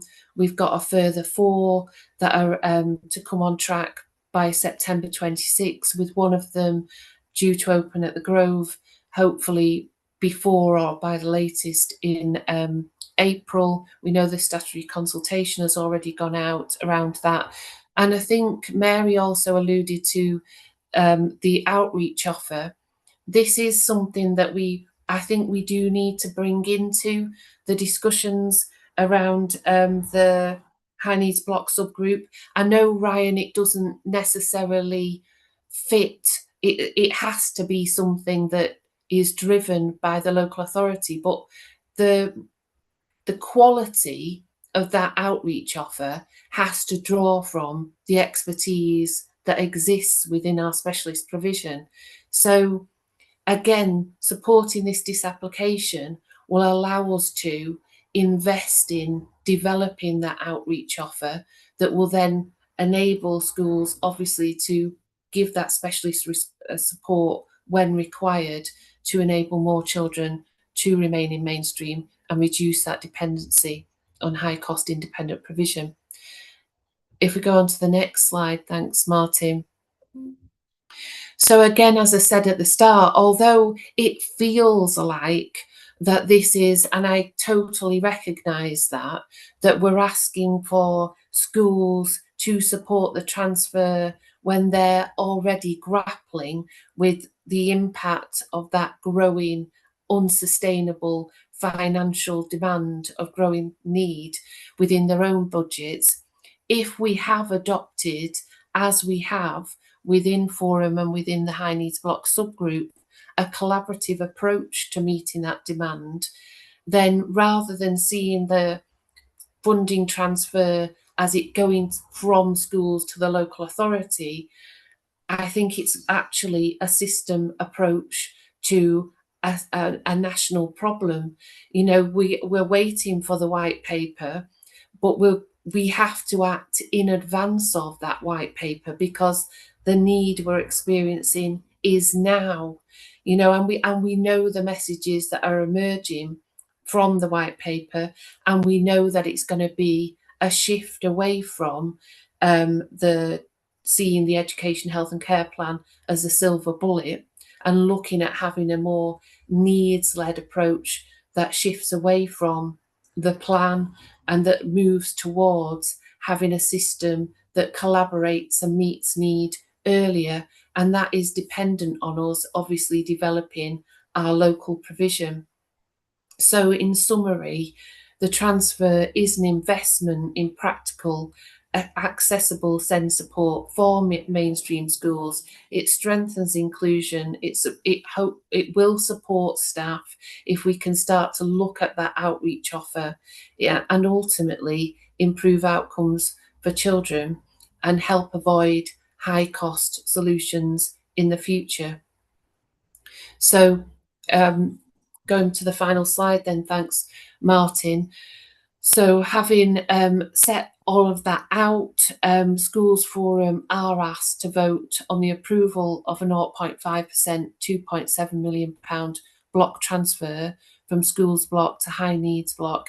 And as Martin said earlier, to note and comment on the high needs block following the December announcements. So I'll pause there for questions, points of clarification. Thank you. Thank you, Sarah. Charlotte, I see you're straight in with a comment or question. Thank you. I was ready and waiting. Charlotte Weissel, Special School Maintainer Sector Rep. It's just a point of clarity, really, because it's not come across in the slide series in relation to the local authority stance on the 2 proposed free schools where trusts have been named and whether they are still part of that long-term picture. Talk significantly around the expansion of the ERB and ERP provision, which I'm involved in the working party around that, so I'm versed in that. The other bit that seemed to be missing was the local authorities' commitment and the use of these proposed transfer around securing the longevity and sustainability of existing stock places in special schools in terms of ensuring that funding is adequate. And whether there's been consideration around, there's a lot of talk around the savings of 33k and 35k. That's based on the median amount of funding to special schools currently, whereas we are reviewing funding, so that will shift slightly. And I think it's just worth highlighting that for colleagues and making colleagues aware that the current existing special school provisions within the county are at crisis point alongside yourselves in mainstream in terms of funding. We recognise that it is a wider whole system issue, countrywide, not just Cambridgeshire, but the ability of schools, from myself and colleagues, to continue to provide the places for the young people we are is based on the real ability for the local authority to fund that appropriately. If not, there is a real term risk of more young people ending up in outer county ISEP expensive places because we are unable to keep them safe and meet their needs based on current funding allocations. I think it was just worth bringing that in. Thank you. Thank you, Charlotte. I think they're really good points, well made. And I think in terms, I'm sorry I didn't refer to the 2 delayed special schools. So I'll update on those. So obviously one of the solutions to addressing the capacity at the moment is through those 2 special schools, and they are being managed by the DfE, and they've been subject to significant delay. We had an update from the DfE. I'm trying to remember now. I think it was at the start of January. And that update was that, so we've got 270 places that were to be delivered through 2 schools, one for SEMH that was being sponsored by the Meridian Trust, and the other through the Lyme Academy Trust. And that was more of an area-based school that will have a wider range of needs. What the DfE have proposed to us is that 2 options. The first option is that we would progress as planned with those schools, or the second option is that they would fund those 270 places at a budget of 50,000 per place for the local authority to meet that need differently. We've got till the 26th of February to confirm our approach based on those 2 proposed options from the DfE. So we're working with the Meridian Trust and the Lyme Academy Trust to frame that response. Obviously, a lot of that is about understanding, well, if there's an alternative, what are the associated costs? I can obviously the decision has not been made, but we have looked at the opportunities to do that differently. And I can say now that it doesn't stack up from a financial perspective to be able to do that differently. But obviously we need to be able to evidence that, and there's a decision-making process that we need to go through, which we will obviously mean engaging with our members. And I know Councillor Murphy has raised this and is very keen to be actively involved in looking at that evidence base as part of our decision-making process. So that's where, so the short answer, Charlotte, is yes, those special schools are absolutely part of the solution. And that's where we are in terms of the position with the 2 new special schools. So I just so sorry, what was your second point, Charlotte? Was around it was about the special school funding. Yeah. It was the special school funding, wasn't it? Absolutely. And it's really frustrating when you look at and I'm talking about median costs, obviously, but when you look at the difference in per place cost for an independent provider and a special school, and going back to the approach that Mary has developed, that we have all supported on that continuum of need, it's rational, isn't it, that as the complexity of need increases, that the costs per place, the funding, would also increase. And we know, Charlotte, that that's not necessarily the case when we've done the work around reviewing the funding for special schools. So I know there was a meeting last week that Michael attended, and I know Mary alluded to it earlier, and we are looking at how do we make sure that that funding is more reflective of genuine need within our special schools. And I know, as Mary said, we've gone back to the banding as an approach around that special school funding. So what that will mean is obviously, you know, the different types of need having an associated figure attached to them, but there's obviously got to be some nuance in that, hasn't there? And so the discussions have very much been about, if we're going to adopt this banding approach, firstly, when we arrive at the figures attached to that banding, it needs to be accurate. You know, it needs to be a fair reflection of what it costs to meet need. But secondly, there's always going to be individual cases where that banding's not going to be fit for purpose. So there needs to be some kind of moderation that is collaborative with special schools alongside the local authority to be able to deal with those scenarios. And I think that the feedback I had was that it was a productive meeting. And so I suppose to answer your question, that's absolutely has to be part of the solution around this, doesn't it? And I agree that when you look at the figures currently, it's incredibly frustrating that the special schools are funded so much less than the costs associated with that independent provision. So yes, that's something that we need to ensure is pursued within the discussions around the special school funding. That was a very lengthy response. Sorry, Charlotte. That's okay. Thank you. Excellent. Thank you. Ryan, you were next with your hand up. Yeah, three quick commentary. My first one was going to be ask around the free school, and based on the numbers you've put out there, and these are just my quick scribbles down. So, you know, if the DFE are saying they would give 50,000 for each young person, 270, that's 13.5 million. That sounds wonderful on the face of it. But if we haven't got 270 places and all of those children have to go to the independent sector, and our average spend on independent spaces is 60,000 a year, then that doesn't even cover 1 year of provision.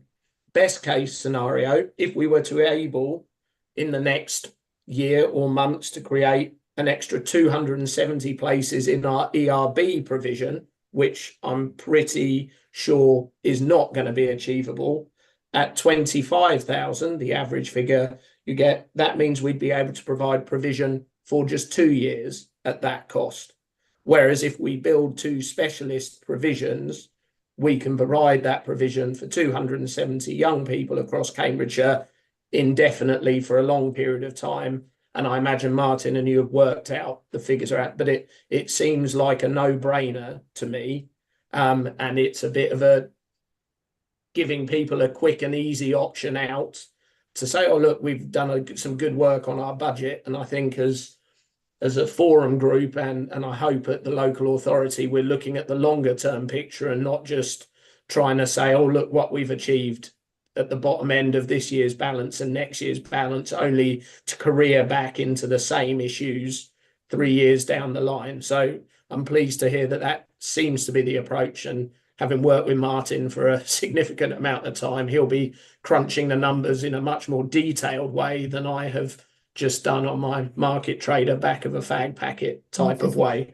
The second comment I would make is, whilst this is a very challenging decision for forum members, I welcome the signposting and the illustration of how the money could be used and how it would benefit schools, rather than just it being absorbed into a black hole deficit. And I think that helps people to make an informed decision. And then my third comment very quickly was, I do think we need to address outreach, and I'd be keen to meet with yourself, Sarah, and Michael aside with the high needs as an aside and an addition to the high needs block working group. In 4 other local authorities where I work, there is funding allocated to outreach, and that happens through a tendering process over a cycle of time. It varies in different local authorities where there's a funding drawn down either and for organisations to tender for, or the local authority fund it themselves internally, but it seems to be a tendered model more now due to capacity and so on. And I think that's really pertinent, where the BATE model has allowed some schools to draw in outreach, counselling, external support.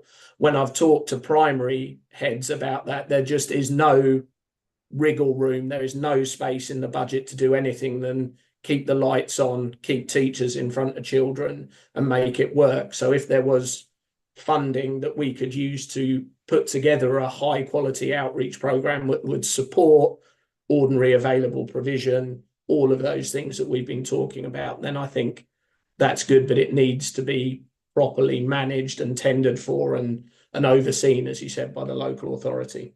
So those were my 3 comments.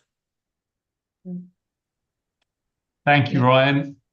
Sarah, I don't know if that was you're about to respond or not. You're on my screen. I couldn't see if you were pausing for breath or...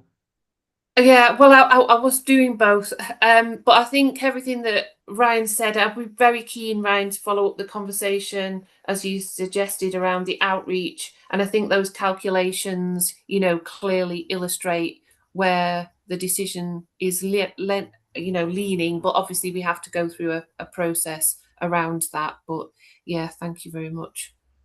Really helpful. Thank you. Helena, sorry, but I've had a slightly strange kick as opposed to a hand raised, because Mary's obviously sitting behind me. So I will count that as a raised hand.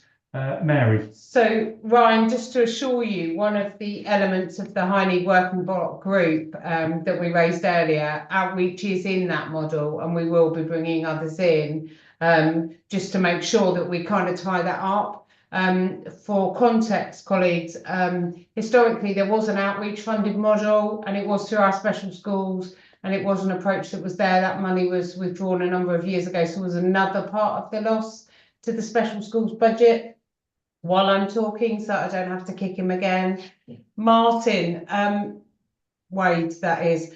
I'm just contemplating, I'm in an odd position because, as you know, I have a foot in both camps. I obviously have special schools, but I obviously have mainstream schools in my kind of remit too.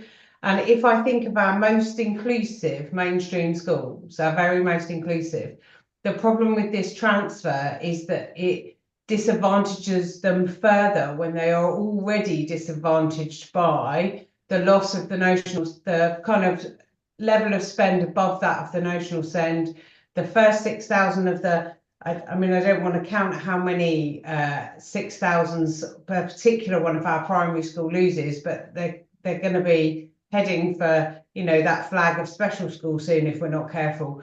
And they're constantly undermined by the funding around SEN and the struggle that they've had with the 20-week process. The commitment that we were given around getting that funding if plans were agreed for that particular school, which seems to have been backtracked on. It's almost an unintended consequences, don't be inclusive. And I think I've got a bit of a struggle with that, Martin. Am I reading it wrong? No, I don't think you are reading it wrong. I think, unfortunately, that's how the national funding formula works. There isn't that nuance in how it works at a national level. And I know at regional events and F40 events, that's something that often does come up, that actually those schools that are more inclusive have that cost burden to bear because of that, in terms of that. So yeah, you're not wrong at all, Mary. And because of the way the block transfer would work, again, there is no nuance about it. It's a very blunt instrument for what is a very complex issue. In terms of that. So no, I think your reading of that is accurate in the context of where we are and what we can and can't do within the national funding formula. I think a bit like the 10,000 we spoke about place funding, that notional 6,000 hasn't changed, and the fact that it is notional is makes it even more meaningless now in the current situation, as those numbers in some schools are increasing. So yeah, yeah, there's not much more I can say. I can only sympathise, and as I say, it is within the context and constraints of what we can and can't do. But yeah, completely recognise that is a massive issue for a growing number of schools. Thank you. Thank you both. I saw hands go up and come down. I'm just waiting for anybody who would like to come in and say any more. Yes, Helena, you're back. Yes. Hi, just first of all, in my capacity as co-chair of Cambridgeshire Secondary Heads, I just feel it important to highlight, and I'm sure it's not what Ryan was intending to state, but secondary school budgets also have no wiggle room to be able to be creative and resource and support for specialist revision. Just as a point of clarity, really, I recognise everything that's been said about taking the long view, working collaboratively, and I'm also really appreciative of all of the endeavours from colleagues involved in the task and finish groups to build that momentum and traction around the projects. I guess what I'm not seeing in the pack, and I wonder whether I've missed it, is a detailed costed plan for how the 2.7 million proposed to be transferred from the schools block to the high needs block would be invested. I acknowledge and appreciate the indicative illustrative figures and the sense of return on investment. And I get all that, but I'm casting my mind back to having a very similar conversation at Forum a year ago, in which an agreement was made to make the transfer, and us saying this time next year, we need to be really confident about how the money has been invested and spent, what the impact specifically of that investment has been. And I feel like I'm in quite a similar place again in representing secondary colleagues in needing to know, what I can hear and see in this meeting is a lot of voluntary efforts from colleagues in the space who have done a lot of exploration, preparation and planning work, which I'm really grateful for. I'm not really clear on what the 2 point something million that we transferred across last year has been invested on, and whether it has sort of helped to plug the gaps in the leaky bucket or even colander that we're facing as a sector. And I guess then looking forward, I'm thinking, okay, secondary schools that I represent, we're looking at between 30 to 60,000 pounds of our budget being transferred across if this is approved. What can I tangibly say and share that is being invested in? I can't just share those headline figures saying it costs this to go to an ERB, it costs this. I think we need to understand the specifics, and maybe I've missed that. I haven't been to all the Inclusion for All meetings, but I couldn't see that in the pack. And when I mentioned it in the last forum meeting, I didn't mean modelling in terms of impact on school budgets. I meant modelling in terms of what's the difference for the local authority if they have 0% versus 0.5. How can they invest better, and what's the significant impact going to be of us making this collective sacrifice, for want of a better word, in order to make the provision better for our young people. Thank you. Thank you. I don't know if any colleagues wish to come back. just very quickly, in terms of, we did present, I can't remember if it was the last forum or the forum before, we did present a breakdown of all of the additional ERB places that have been created as a result of last year's or this current year's transfer and the savings associated with that. So I think that was shared at a previous meeting, but I recognise, Helena, that there isn't a detailed plan about exactly how the money going forward would be spent. I think the key is, it's part of the challenge, and this is obviously what the ERP work group are working through, is identifying these schools where that ERB provision can be created. And obviously, until we know where that can be created, it's difficult to say exactly how that money is going to be spent. So it's a little bit of a kind of a two-edged sword, really, in that respect, in terms of that. I don't know if, Sarah, you want to say anything more, but again, Hello, I do recognise there isn't that level of detail, that we would probably like to have at this stage of the process.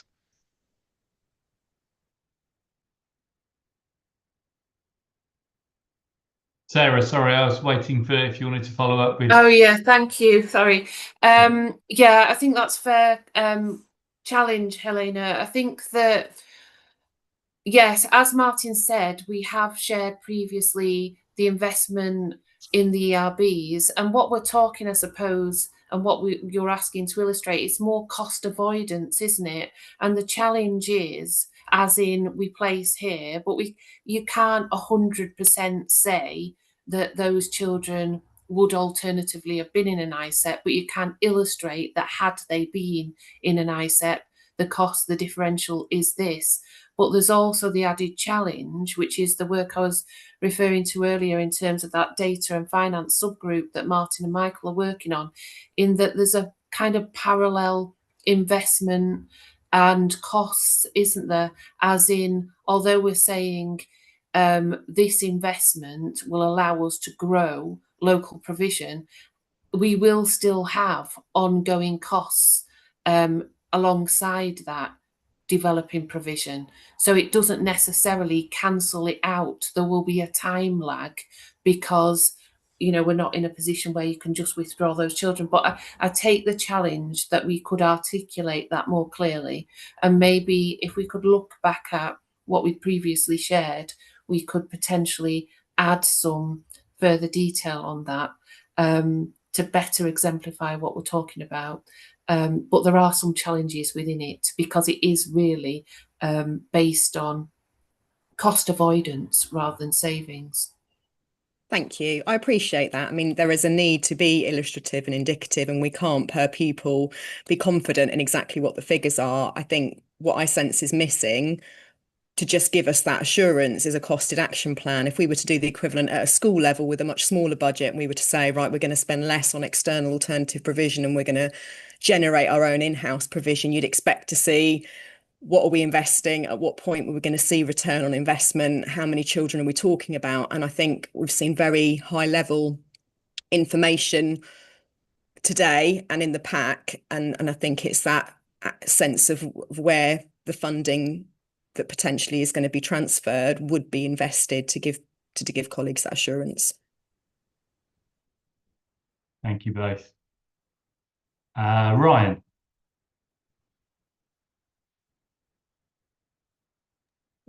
So yeah, I've just popped in. Sorry, Helena. Yes, that I'm aware from a secondary school perspective. The point I was making there is there just isn't devolved funding to the primary schools as there is to the secondary. I think for secondary school, obviously there was the uplift back to the 2019 level, which was £500,000 that benefited secondary schools, and the proposal from the Task and Finish group is retained moving forward. So that is a tangible benefit to secondary schools through that devolved element of the funding.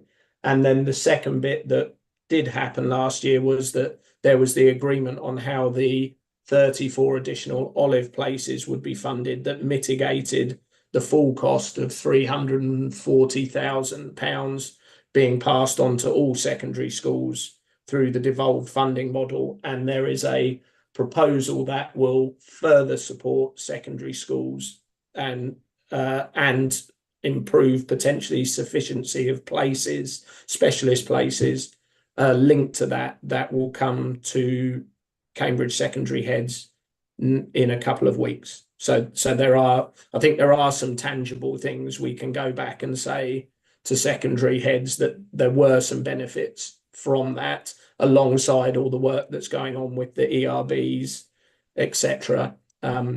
So just wanted to flag, and happy to provide a bit more detail on those bits, and it will be in the presentation that Andy and I will give at Cambridge as secondary heads. Thank you, Ryan. John, Lewis. Thanks, Mark. Firstly, I think facilitating change and the investment in the local authority services are critical. These things are not just going to happen by themselves. We need to make sure there is capacity there to do that. Setting up new provision is difficult. We need expertise, we need sharing, and I agree the sector should deliver some of that, and we need to think about how that's resourced as well. So I'm not talking against why the money is there. I think my point is more perhaps a political one and stepping back from this position at the moment. I think you've mentioned the F40 work already. We're being asked to make this decision on a cliff edge of national change and policy coming down the line. We're sat here with no understanding of what the government is giving us next year for high needs block. There's no uplift. That's a ridiculous place to be. We don't have a white paper. We don't know what that's going to say and what that's going to mean either. Yet we're having to balance as leaders and, across the school system, what that means for a child in every single classroom compared to a national policy. And making a sizable decision again about more money coming out of schools whilst we cannot sustain what is in our schools, I think is really, really difficult. And I just wonder whether, a vote yes, a vote no, what does that mean politically? Are we doing enough? Do we need to escalate in a different way the challenges we face here? Because this feels like an impossible decision to make. And, I've been there in Sarah's shoes many times and had exactly the same conversation, but it is an impossible decision. Put money there, take money from there. It doesn't solve any of the problems. We just create problems. If you take the money off my schools, I'll have less capacity to support children who arguably then will need more support in the system.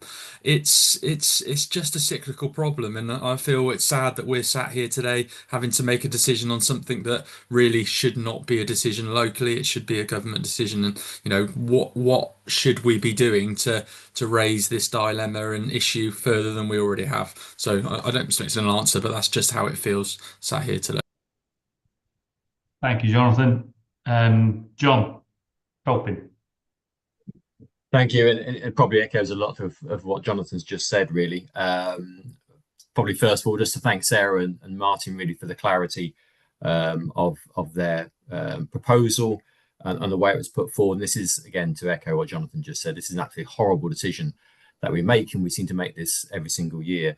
I suppose it's just really a reminder that obviously lots of our schools are facing deficits, in particular our local authority maintained schools, at a time with the falling rolls as well, which Martin highlighted earlier on. This is an incredibly difficult situation that we've got to try and manage over a number of years coming forward. I think Mary mentioned the fact that we still have the problem in terms of actually timelines not being met, so we can create more spaces. But until we've addressed that issue in terms of how quickly we can actually process EHCPs, etc., that's still an issue that hasn't really been resolved and can't easily be resolved either. And again, coming back to Jonathan's point, we are going through a system which is going to change massively. Is this the right time to be doing this when we assume, based on the standstill of high needs block funding at the moment, more money will be put into the system to make the reforms work? We think, we don't know that for sure. This just seems a bit premature to be moving money away from schools which are doing their best to be inclusive at a time when we're only perhaps weeks away from decisions made by central government to resource the changes they want to put in place and give us clarity in terms of what the high needs block will do and what schools are expected to do. And I just think we perhaps just need to not make this decision now or not make this decision this year while we wait for that national reform programme to come forward. Thank you very much, John. Nikki. Thanks, Mark. Yes, and thanks to Jonathan, just stealing my thunder, because that was all the points that I had written down, basically, is about that context. We're here again of what does this say about our capacity and the reality of school budgets. And I feel as I've kind of replayed this conversation many times over at Schools Forum about, you know, it's not about whether we believe in the direction of travel or we don't value the work, the incredible amount of work that's being undertaken at the moment. It is about schools' capacity to enact this without really dire consequences. And the only way that I can think of for colleagues who perhaps aren't in schools is it's almost like the analogy of the system, the education system, particularly with regards to SEND, is like the Titanic sailing towards an iceberg. And we know this, we know the scale of the problem. And what we're being asked to do is almost as each individual school, as a small set of tugboats, to tether ourselves to the Titanic in a desperate attempt to drag it away from the iceberg. And I think that the will is there. There is a shared desire to move SEND provision on. However, the reality is that at the moment, I'm dealing with a flood in my engine room. I've got a financial hole in my hull that is the size of a small country, and I'm trying to bail it out with a teacup. Schools have not got the capacity to enact this without really dire consequences of either I'm going to sink or I'm going to have to take steps which, exactly as Mary says, means that I'm going to be less inclusive than we are, and we are trying to be even more so. So I think that if we do tether our ship to the Titanic, we need to be very aware of the consequence. But I think it also masks the real scale of the problem. I think we should be pushing it back to the Secretary of State and saying, actually, this is your problem, it is not ours. Thank you, Nikki. And I've heard you say similar to local MPs, so I'm very familiar. I just hope they start to listen a little more about exactly the kind of things you've just described. Thank you. Joanne. Thank you. As a chair of governor from a small school, full enroll, high SEN numbers, I'd love to support this, but we've just started a consultation for redundancies. And so I think from our point of view, I'm really torn. I think I want to support the greater good, but everything Nikki has just said, I absolutely echo. I'm really torn. I just wanted to support it from a governor's point of view. Thank you. Thank you very much indeed. I can't see any other further hands being raised at this time. So where we are at the moment, we have two recommendations. One is recommendation B. Schools Forum are asked to vote on the approval of a 0.5%, which equates to £2.7 million block transfer between the schools block and the high needs block.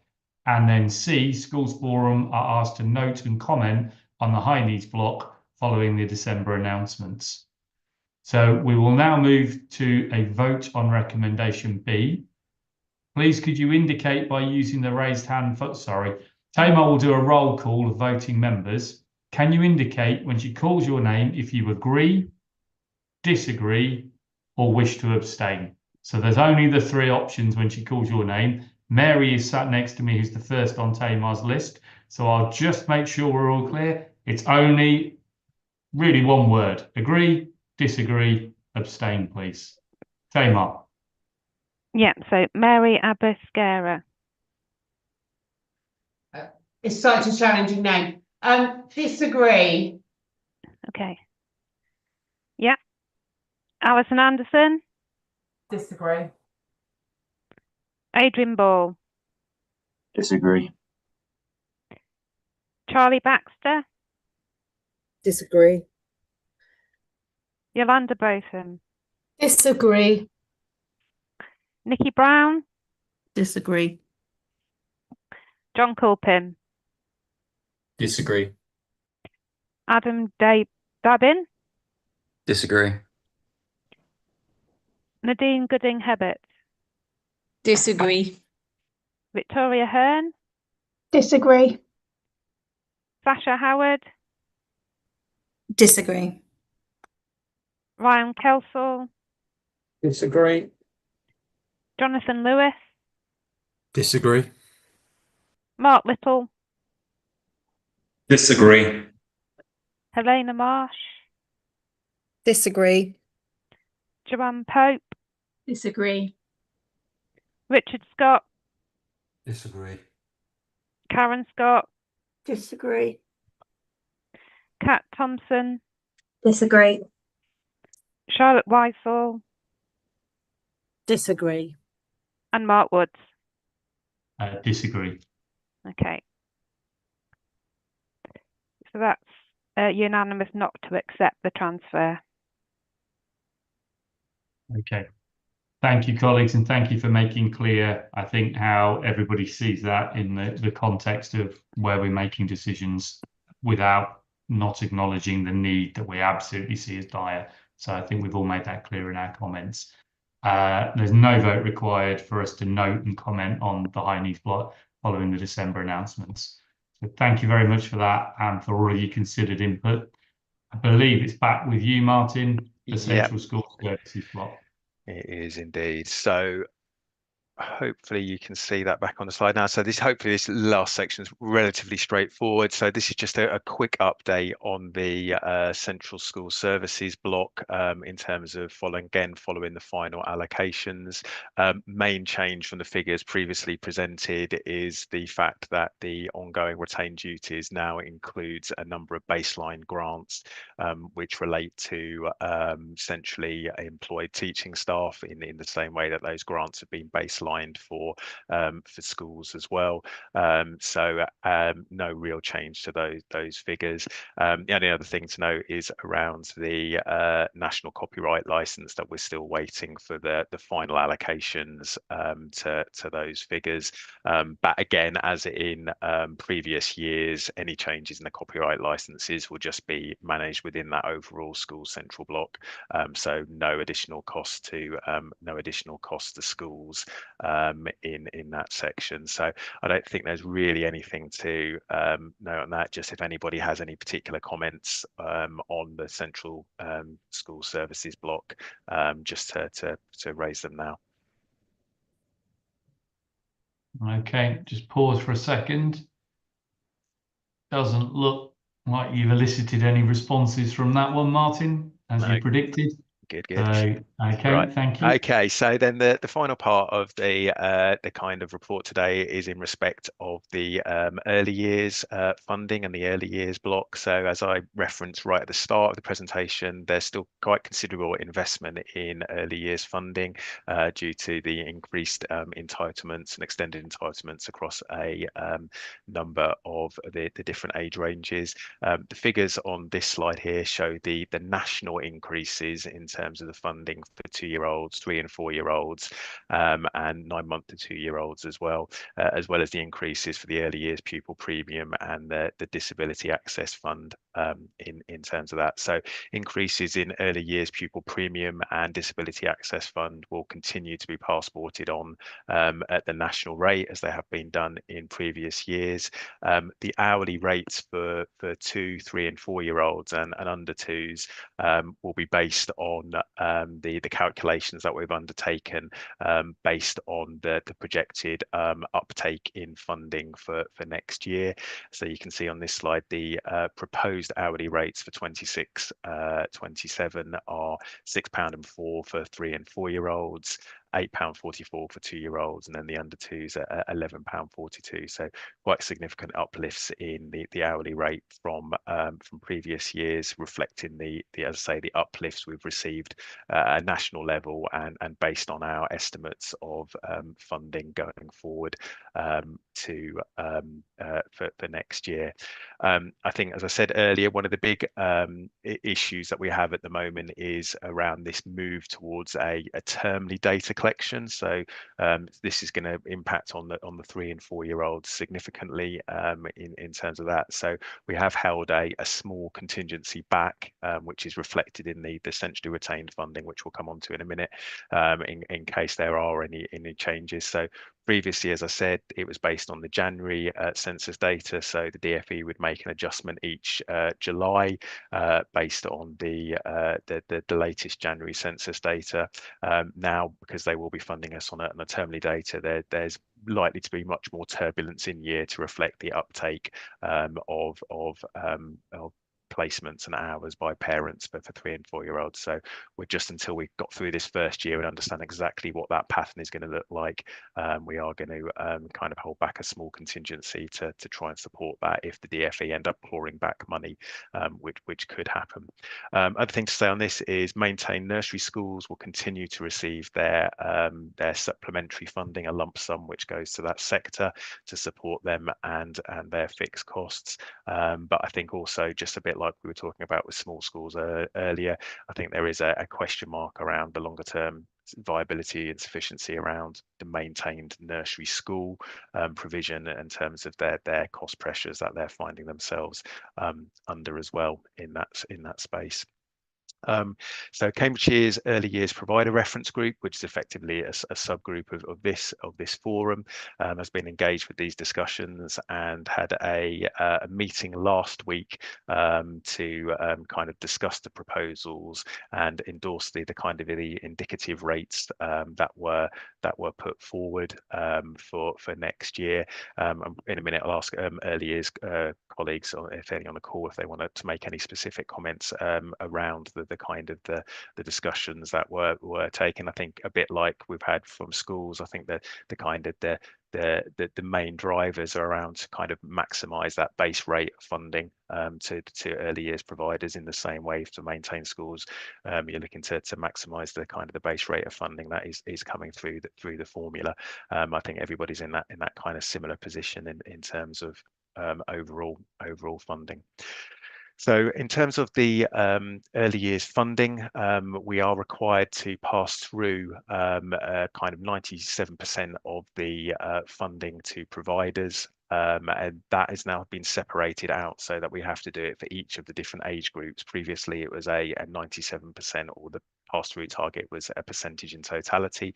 We now have separate calculations for the different age groups. Based on our initial calculations we've undertaken, we would be in excess of that 97 pass-through rate for each of those elements, based on, as I say, based on that initial data.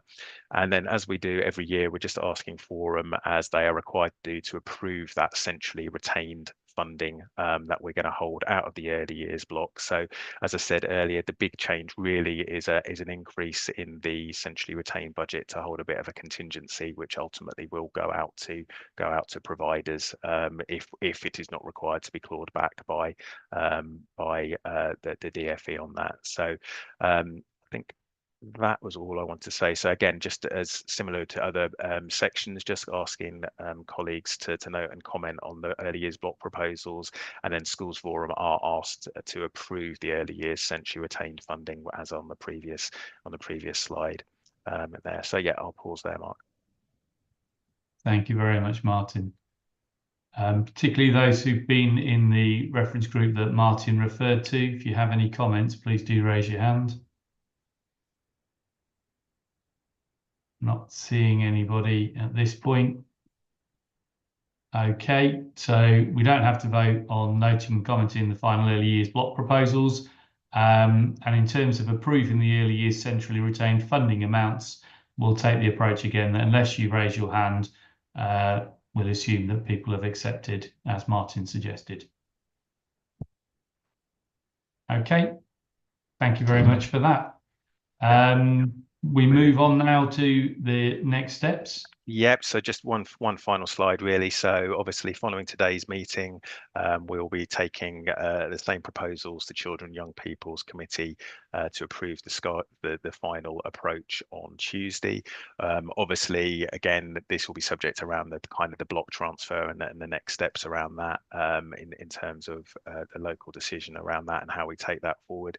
We're then required to submit the authority pro forma tool, to the DfE early next week, and then after which we will publish the kind of the draft budgets to all primary and secondary schools. Hopefully they will be final, but ultimately we still will require DfE sign off. There's quite a lengthy approval process from the DfE, so there is always the possibility that some figures might change depending on that. And then based on the discussions around the special school funding, the hope is that we'll be in a position to publish some kind of initial special school budgets kind of late February, early March, depending on how quickly the work around the banded funded system progresses in terms of that. So as I say, hopefully after kind of next week, beginning of the following week, we should be in a position to circulate some figures to all schools based on the conversations that we've had today, and then the final discussions that we will have at Children and Young People's Committee on Tuesday. So that's everything from me. Thank you. Superb. Thank you very much. Anybody wish to make any comments on what Martin's just told us? Because if not, we'll move on to item 7, the Schools Forum Agenda Forward Plan. Tamar, if you could speak to that. Nothing to add to that. Thank you. Could I just raise a couple of things then? Because as I've been sitting listening, I went back to page 12 in the agenda, and it's the forward actions. There are 2 items mentioned in point 24. One is around SEND, but the other one is around the falling roles. And when the Jonathans and Joanne have just been mentioning around it, there isn't actually an action that refers to the discussion that was there around falling roles. So I think it's been in our forward action plan, and then we've forgotten about it. It was only just as I went back, I thought, what were we doing with that? So I wonder if we can introduce that into the next meeting in March, because it's clearly a concern for a number of people. What are we going to do? How are we going to address that? I know from personal experience and seeing others, there are many people at the moment consulting on changing their admissions and PANs and things like that. I think collectively as a group, when we identify the impact that it's having on Cambridgeshire and particularly the way impact that it has on funding, I think we need to keep a really close eye on it through Forum, or at least it seems like Forum is a mechanism for that. You've talked a little around a plan and developing a plan. Probably March is a good time to bring that. Sarah, I see you've raised your hand. Yeah, I was just going to say that I think Martin did make reference to the smaller schools strategy earlier, and I think this would be in a place for us to bring to Forum in March. So yeah, I'm just supporting that as an agenda item. I think what we've developed is, so we have, just to reassure you, we did take away an action, and we've been looking at this in terms of a kind of matrix approach, so that we're looking at not just the financial viability of schools, but the quality of education, how inclusive they are, and also, you know, the dependency perhaps for some of those rural schools within those communities, so that we have a consistent approach to how we support viability moving forward, and obviously having closure as the last course of action and working through federation amalgamation. So yeah, Mark, I think that's a good idea, and we could table it for March. Thank you. And John Colpin, I see you've raised your hand as well. Thank you, Mark. Probably just a point of process, really. I note that County Council committee papers now make reference to local government reorganisation as something to be considered when they're making decisions.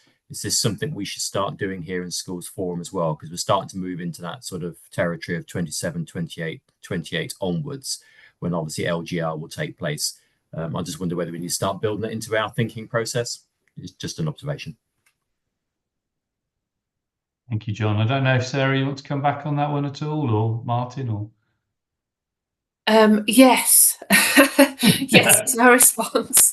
I'm just thinking through the how, because, you know, we obviously had that commitment, didn't we, where our chief exec was going to come and meet with the sector reference group around LGR, and I did follow it up with our service director, Jo Lacey Holland, who is the lead within the local authority. So yes, John, we'll look at how we then routinely reflect the implications of LGR as much as we're able to. That's the complexity within the reports. But I can see Councillor Murphy has a hand up, so she may have a different view.